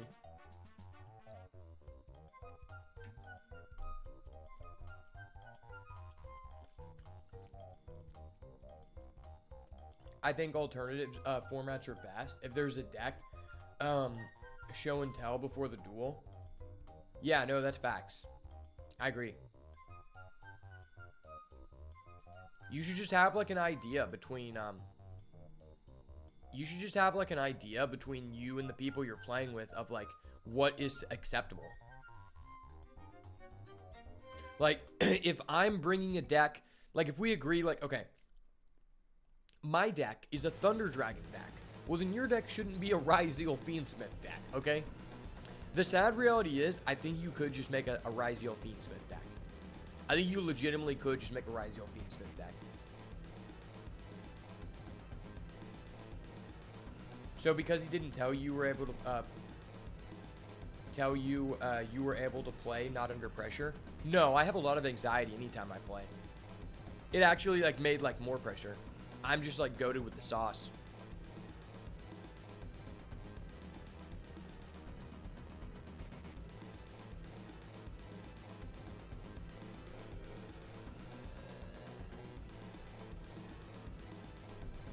Because there were a lot of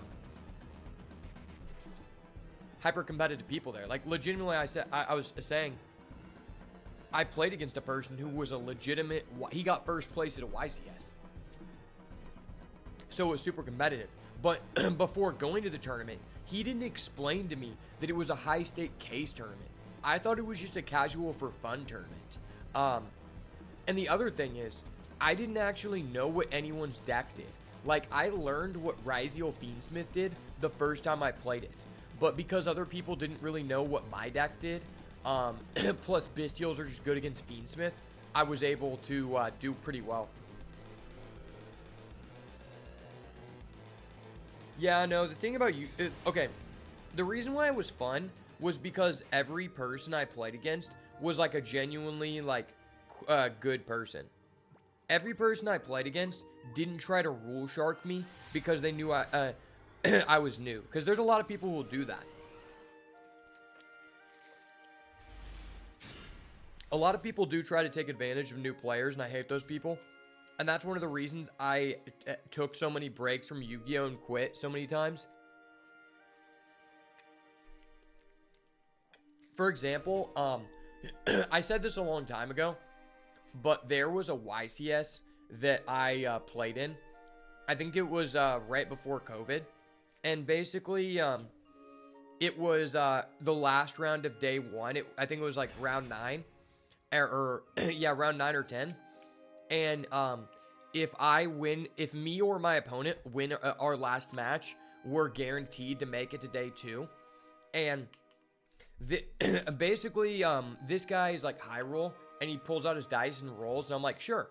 And then so I pick up my dice, and I roll a higher number than him, and he's like, he gets in my face, gets like 5 inches away from me, and he's like, I'm not trying to scream here, but he's like, whoa, whoa, whoa, we're supposed to roll the same pair of dice. And I'm like, okay, I mean, and I'm like a really friendly talk to person, so I'm like, okay, well, like, you didn't explain to me that before. And he like starts actually like threatening me, and I'm like, dude, like, you're just saying that because you got because I got a higher number than you.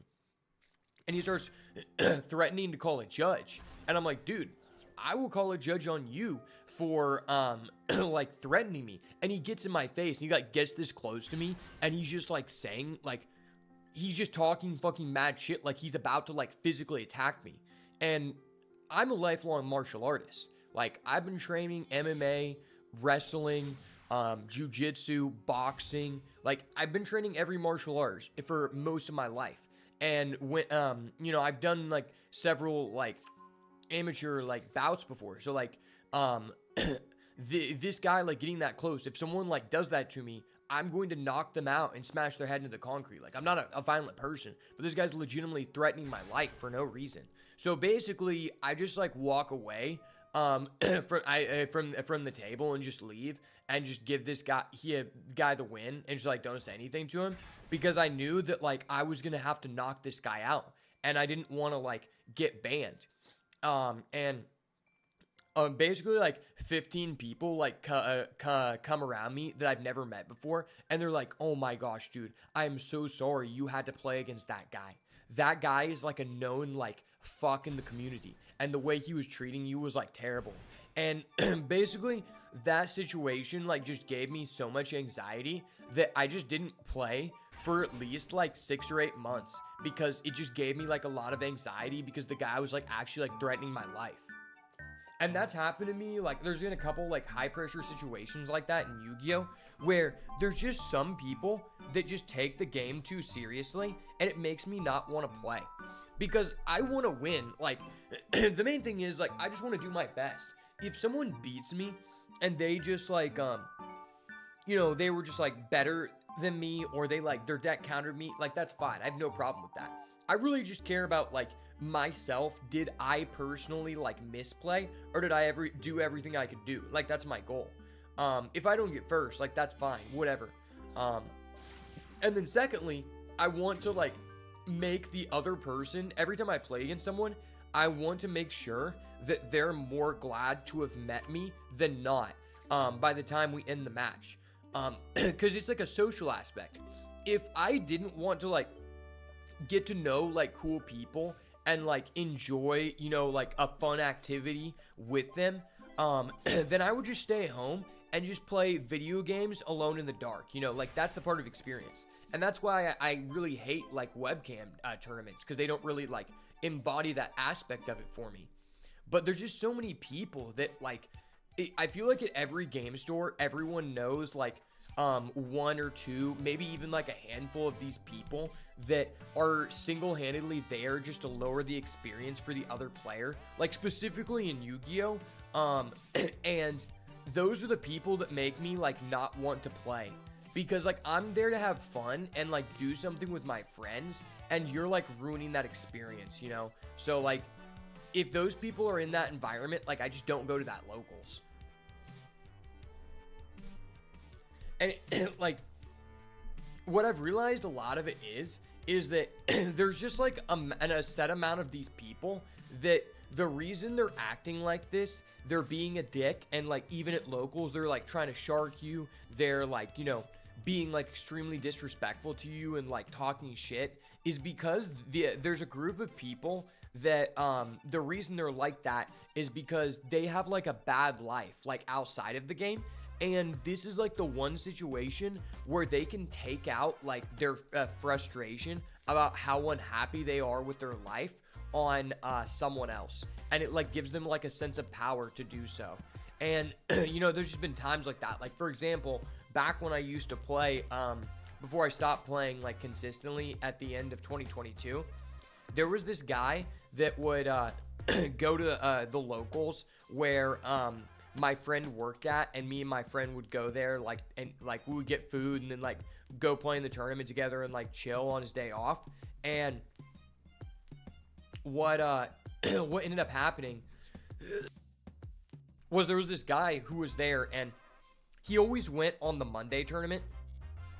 The Monday tournament always had more people, but me and my friend specifically only went on the Wednesday tournament because this guy, he was so unenjoyable to play against. Like, legitimately, so he played an Earth Machine deck. He only played this deck, and it was never good. His deck couldn't even end on negates. But the whole, like, time that he's playing, the only way he can beat people is by rule sharking them.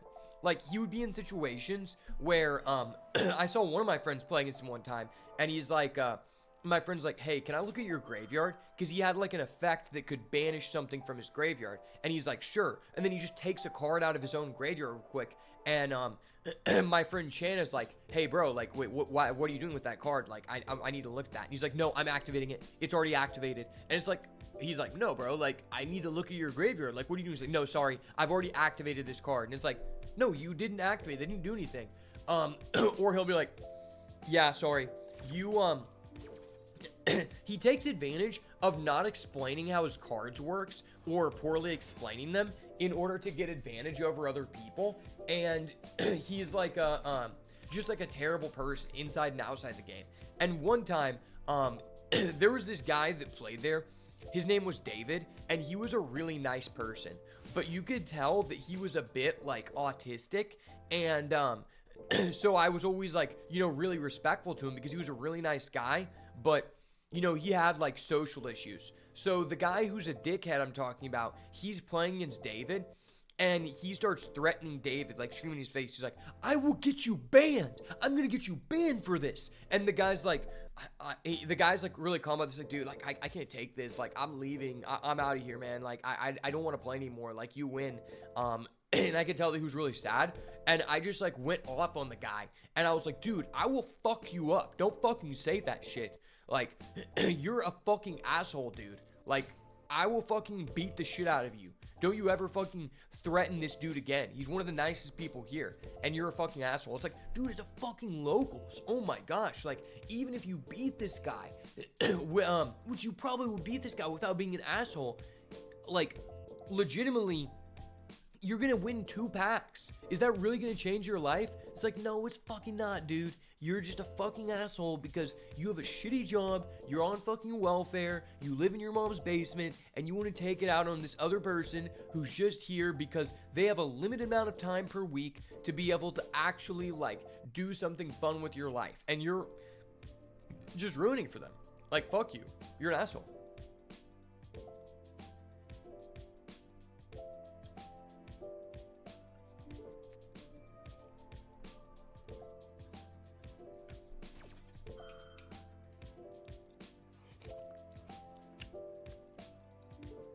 Yeah, so that's why we only played on Wednesdays, because that guy wouldn't show up. Why is this guy chanting Maxi? I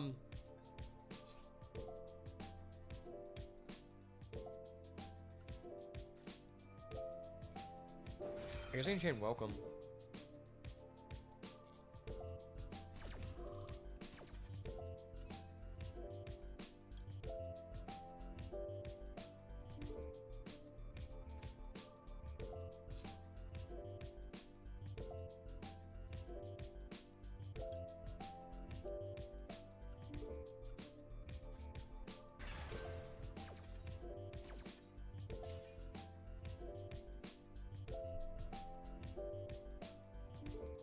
I had a man-child cry when I beat a Zodiac deck with my Ancient Gear deck for full power Zodiac format. Got free cards from another dude later that day. It was awesome. Hell yeah, that's goated. That was back in the day when the game was fun. I actually quit when Zodiac first came out because the game was too expensive. Back in the day, I was like 14, and all I had to my name was like, I quit during Pepe, which is a little bit before, but I remember whenever, like around the time with Zoo, it was generally like a similar amount of time, you know, where basically there was like, they just came out with Solemn Strike and Dimensional Barrier, and Solemn Strike was like 150 and Dimensional Barrier was like 200, and if you didn't have those cards, you couldn't like make any deck, let alone to any of the actual Zodiac cards, which were also like hundreds of dollars, like Barrage was like 100 a copy, and so like I just couldn't afford to play, because like all I had was 2 copies of the Necros deck that were $1,000, and then they just fully hit my deck and reduced the value in an instant to like less than $100. It was really frustrating. He's gonna take my guy. Well, I'm gonna chain this and just hope that it's like good enough.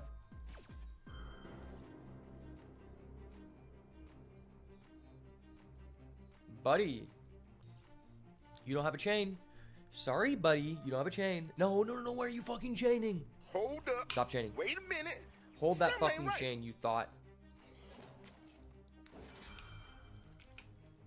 Well, what is that guy doing that? Is this guy an idiot?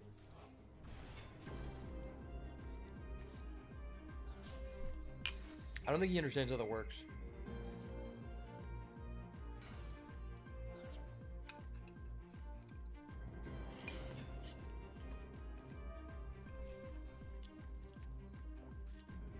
Yu-Gi-Oh! Used to be so lit back in the day.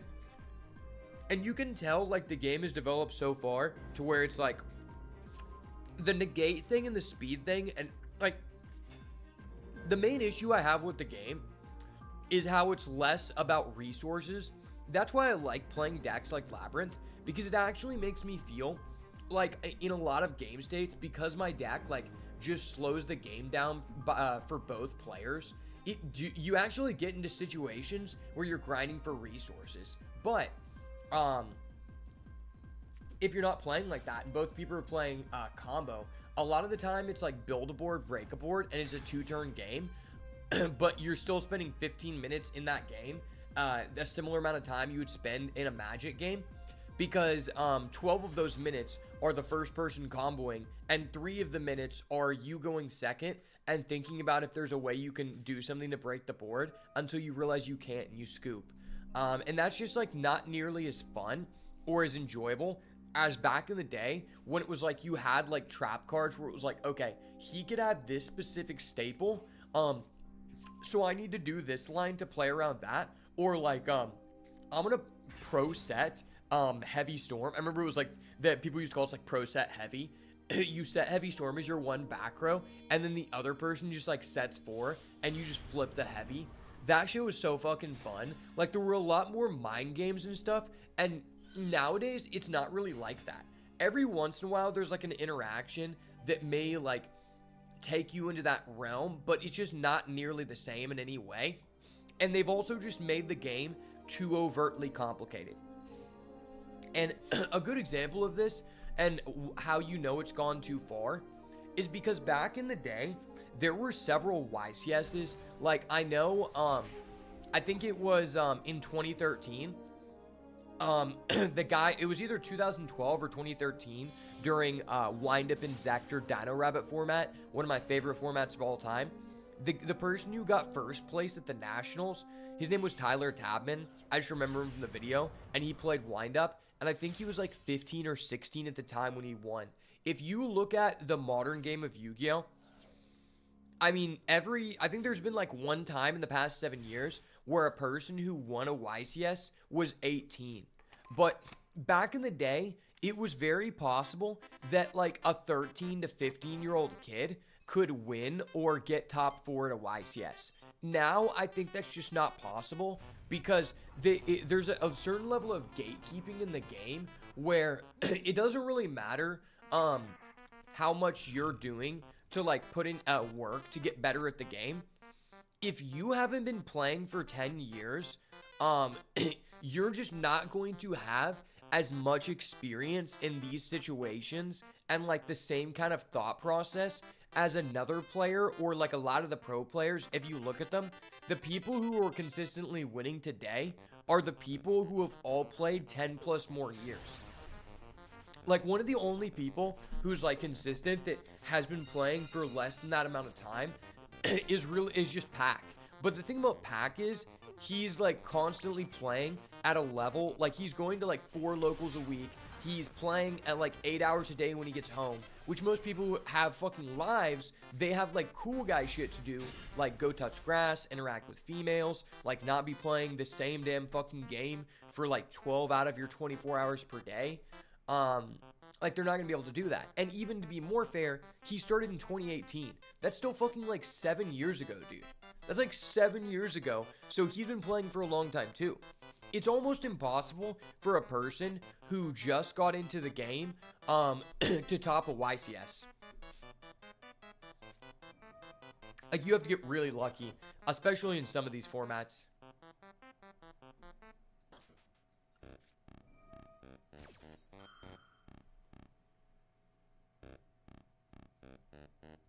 Trap decks are definitely my thing right now. That's why I'm on Flame Swordsman control. Yeah, Flame Swordsman has some interesting cards. The equip cards seem pretty good. That's where I was seeing this person. He was using, I think, like a Snake Eye deck. No, he wasn't using a Snake Eye deck. He was playing a pure Fire King deck with a Flame Swordsman engine, and it was pretty good. I watched this tournament that he was doing it. Oh, fuck, he has a Fulos. Hold up. Wait a minute. Something ain't right. Fuck yo, Fulos, bitch. Arius the Labyrinth Butler. Sorry about you, bitch. Arios. Arios on a boy, then I go out my way. Shout out the boy, the butler takes the cake.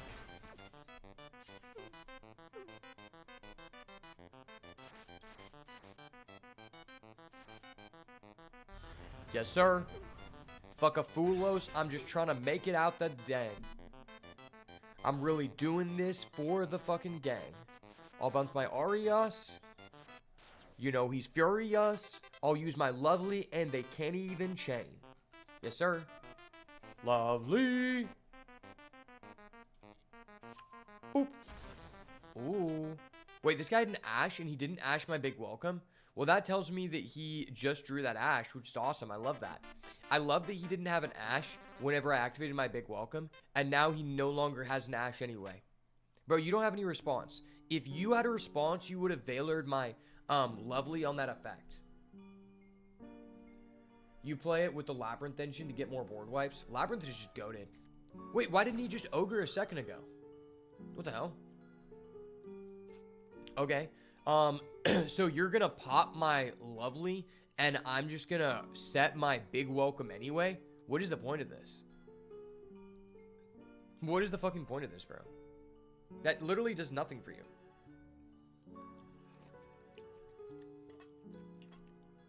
I think this guy doesn't understand how to play the game.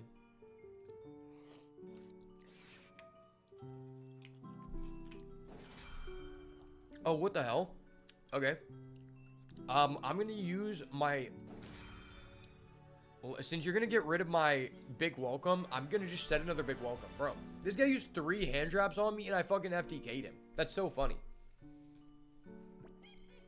He definitely, technically had 4 hand traps, and I just cooked him. He had 4 hand traps and he couldn't stop a trap deck. What a fucking nerd, bro.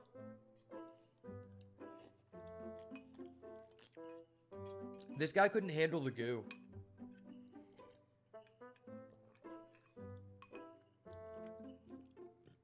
Like I always say, excuse me. Like I always say, if it's not the goo, it's got to go. A Battleground reserve for the best of the best. So basically what you're saying is I'm one of the best of all time? I knew it. Bro, the UFC is about to start soon. I'm so excited for these fights tonight. The UFC is... there's 2 title fights on the card. It's going to be goated.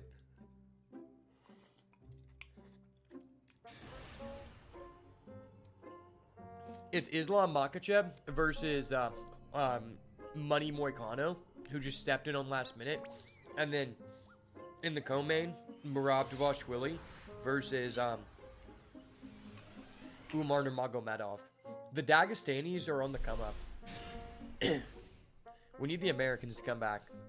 God, this hand is so terrible, bro. Why is this hand so ass? Oh, I'm going second. Fuck yeah, thank you.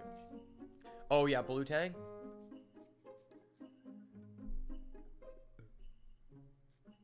So this doesn't really... Okay.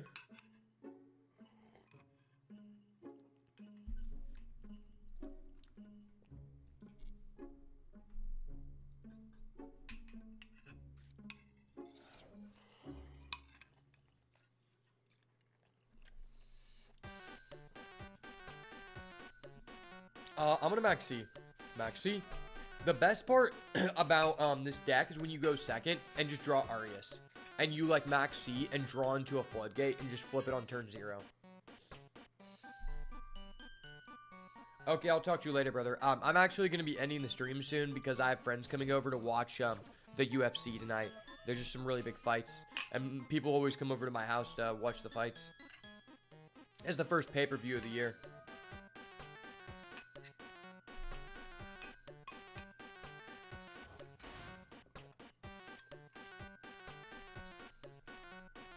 My favorite thing about this deck is that if someone ashes your max C, you just know you're gonna win the game.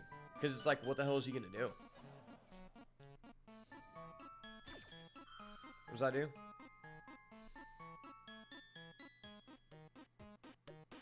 Oh, that just lets him look through all my cards? What the hell?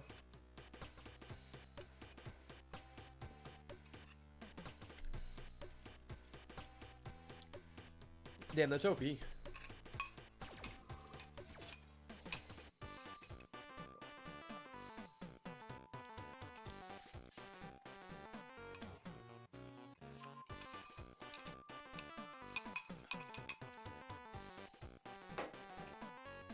I like how this guy just looked at my hand and just realized it's busted and you just can't win. It's a fun aspect of the game.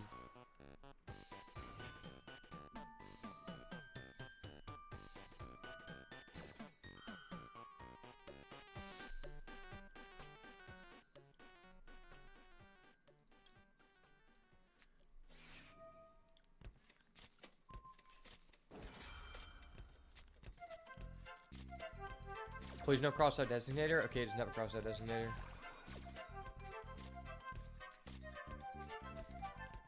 Double Blue Tang off of his Blue Tang. That's funny.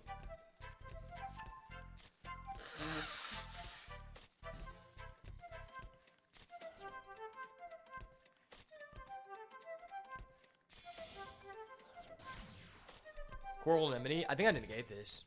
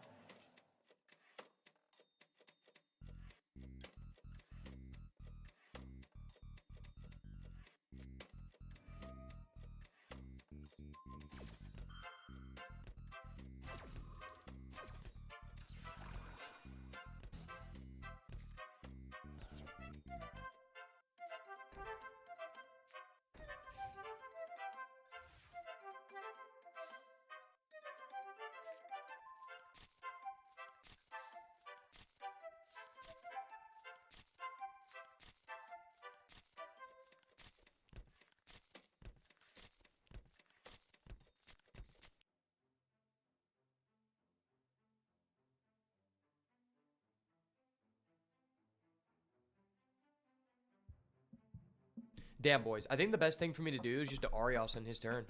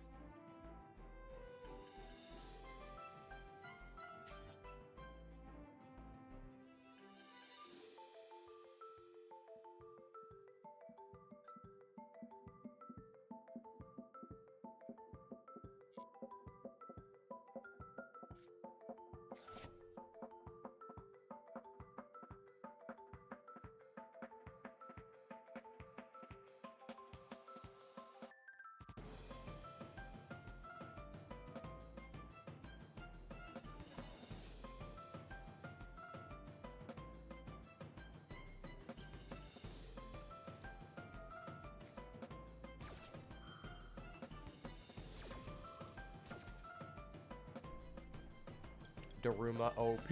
Daruma on me. Daruma on 3. 1, 2, 3. Daruma. Enter the code. A, B, B, C. Enemy controller, go.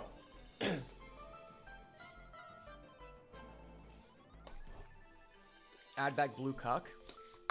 I'm surprised this guy is playing, Cuccess. Okay.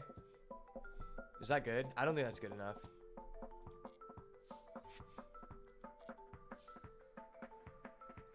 If I would have kept this in hand, I could technically, like, combo. So maybe that was just incorrect.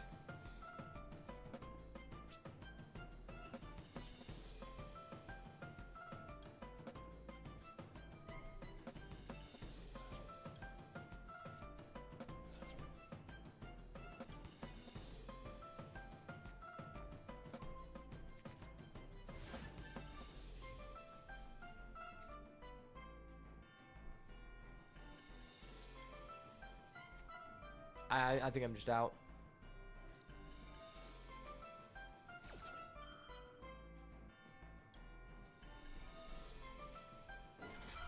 This guy's so bad for chaining Maxi. I mean, it's not going to let me win, but I needed him to do that in order for me to activate this.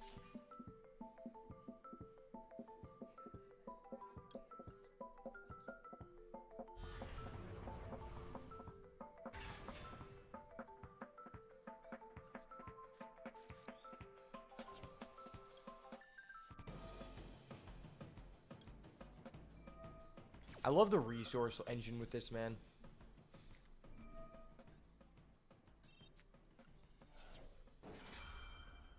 The resource loop of this deck is just so fun.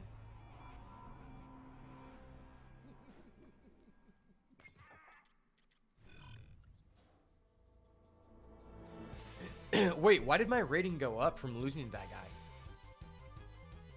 That's weird.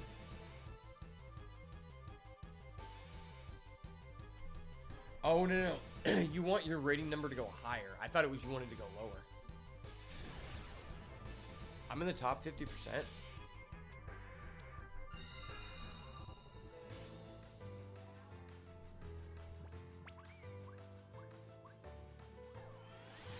One second.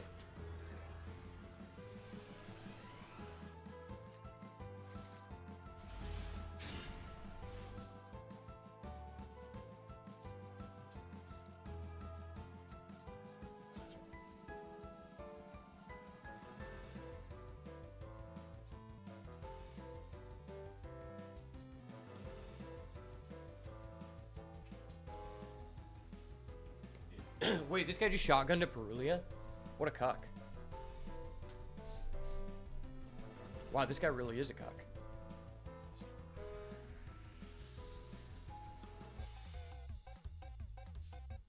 Shotgunning a Perulia, eh? What a fucking cuck, man.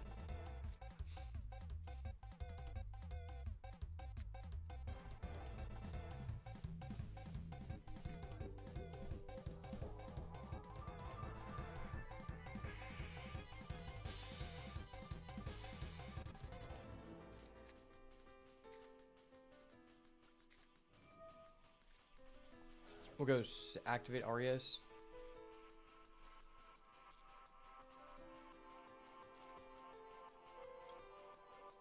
Set a big welcome.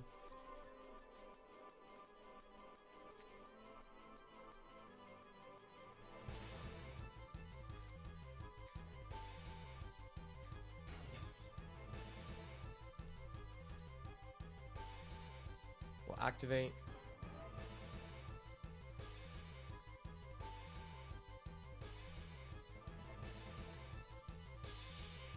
Did he also draw Ash? Bro, if you have Ash, just Ash. Oh my gosh, dude. That's so frustrating.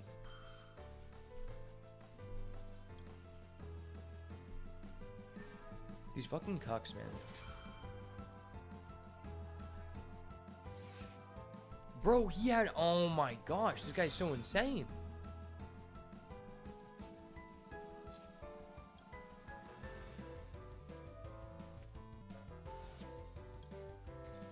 This guy just opened the 3 best hand traps in the game. Wow.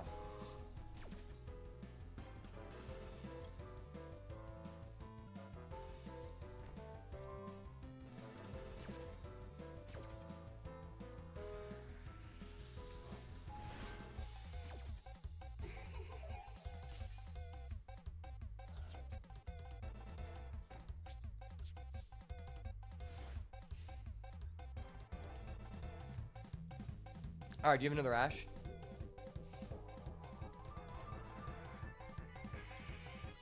You don't have another Ash.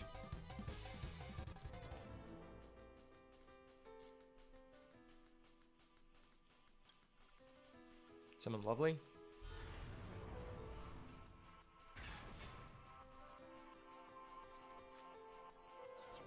Lovely effect. Stovey Torby.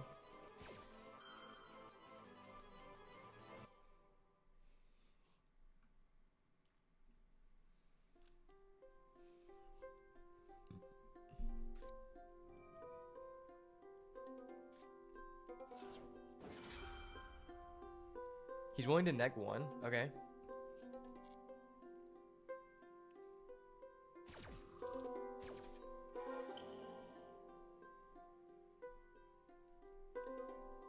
As long as this guy doesn't have Lightning Storm, I should win.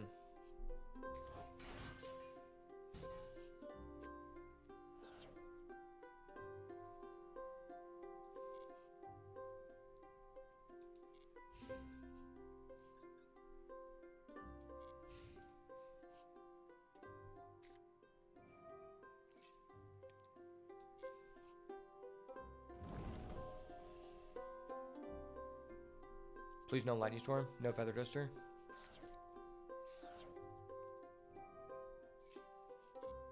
Why does everyone play this godforsaken deck? God actually looks down on people who play this deck.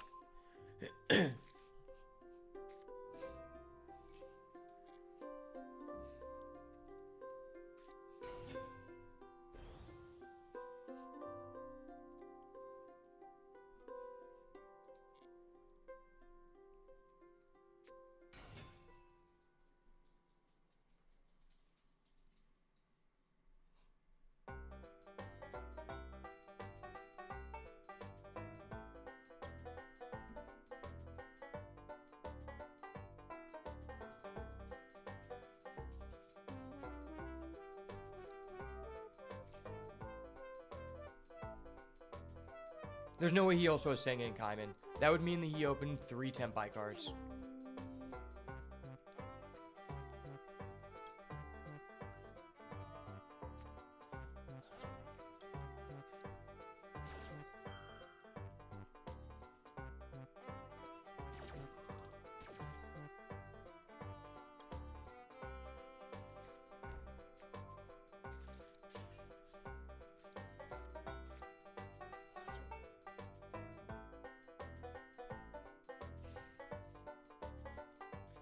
Bro, you're kidding me.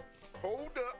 Wait a minute. Dude, he Something ain't opened right. 3 Tenpai cards. The Tenpai engine is 9 fucking cards. Oh my gosh, that's so frustrating. That guy is such a fucking basement dweller, bro.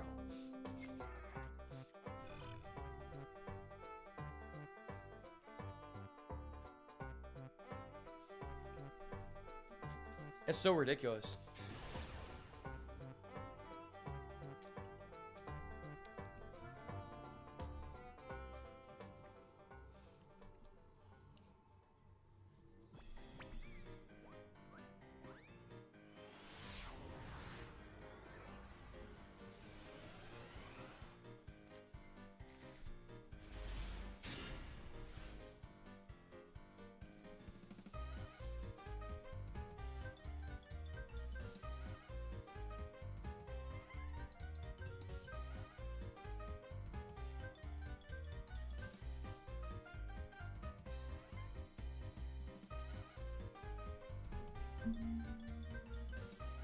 Wait, this hand's insane.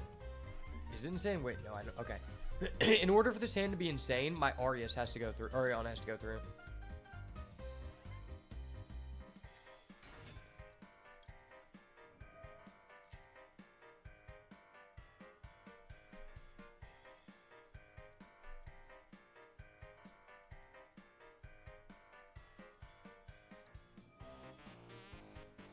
Okay.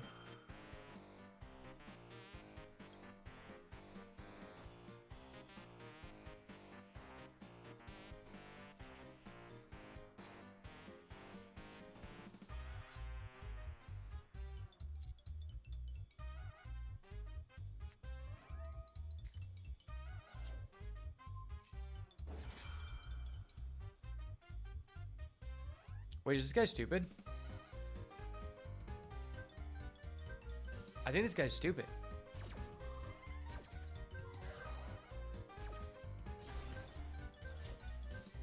Wait, what? How does it work like that? How the fuck does it work like that? What the hell?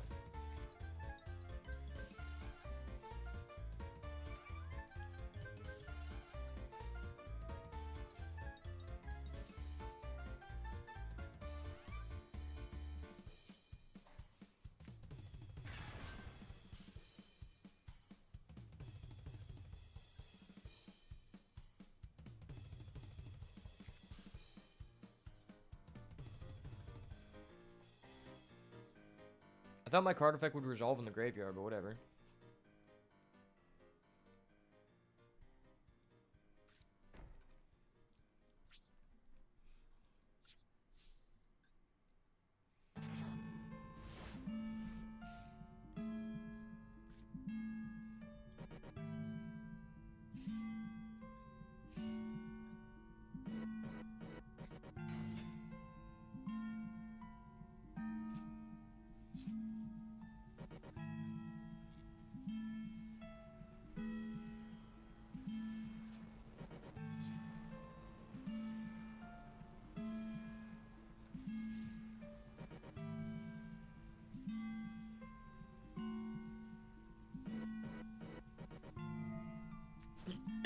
Okay.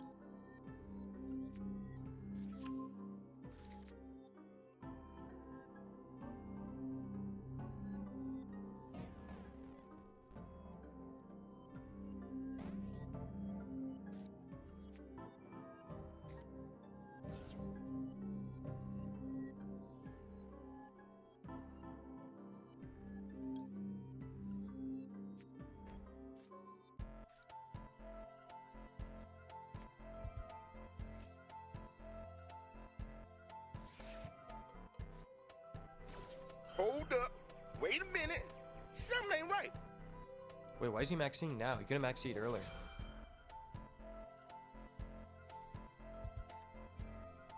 Bro, what?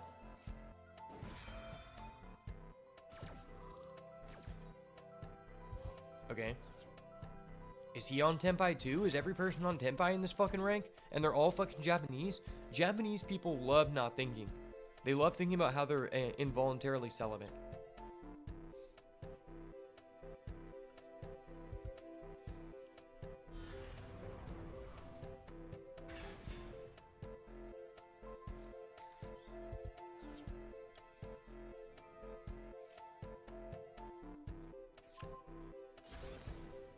I don't know why Japanese people like to think about how they're involuntarily celibate, but it's whatever, man. You know, you do your fucking kinky shit, I don't give a shit. I'm hand ripping, bro. I'm a hand ripper. They call me Hand Ripper Johnny, bitch. Hand Ripper Johnny in this bitch.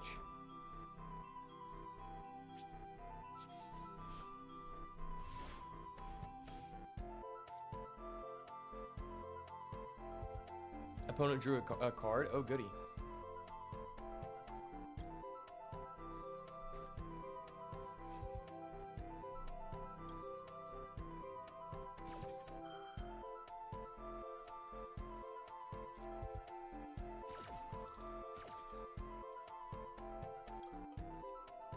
Barrier.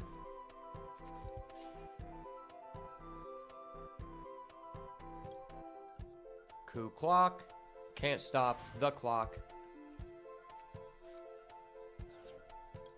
On the clock, off the clock, it's all the same thing, brother.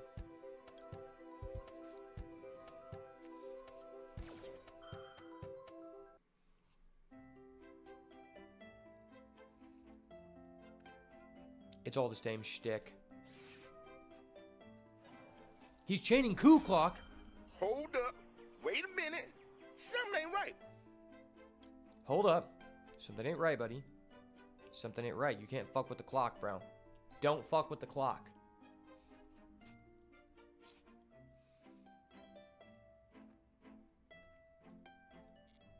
I have a Daruma Karma Cannon and I'm not afraid to use it.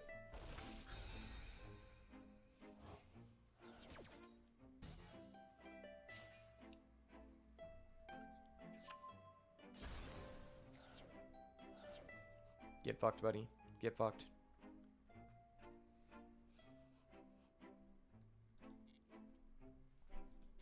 Furniture. All the things that it can do. Rearranging itself. I love furniture. It's so fun.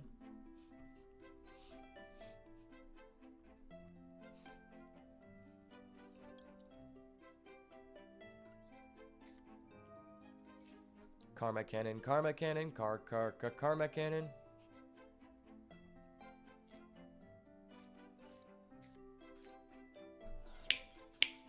Let them know. Johnny's home, baby. Tell the Japs to take tonight off. I've got this one, bud. I've got this one in the bag.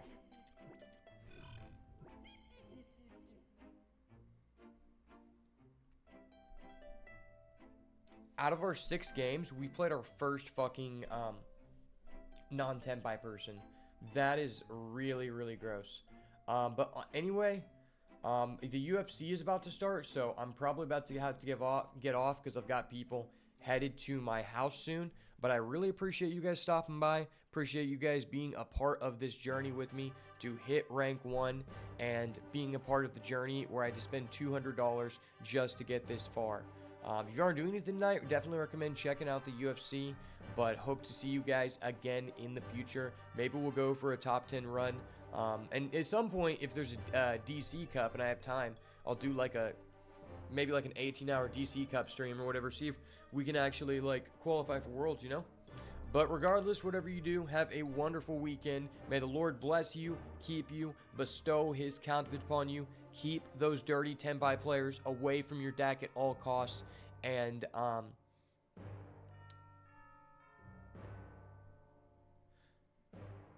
bestow his countenance upon you and give you peace. But anyway, if it's not the goo, it's got to go.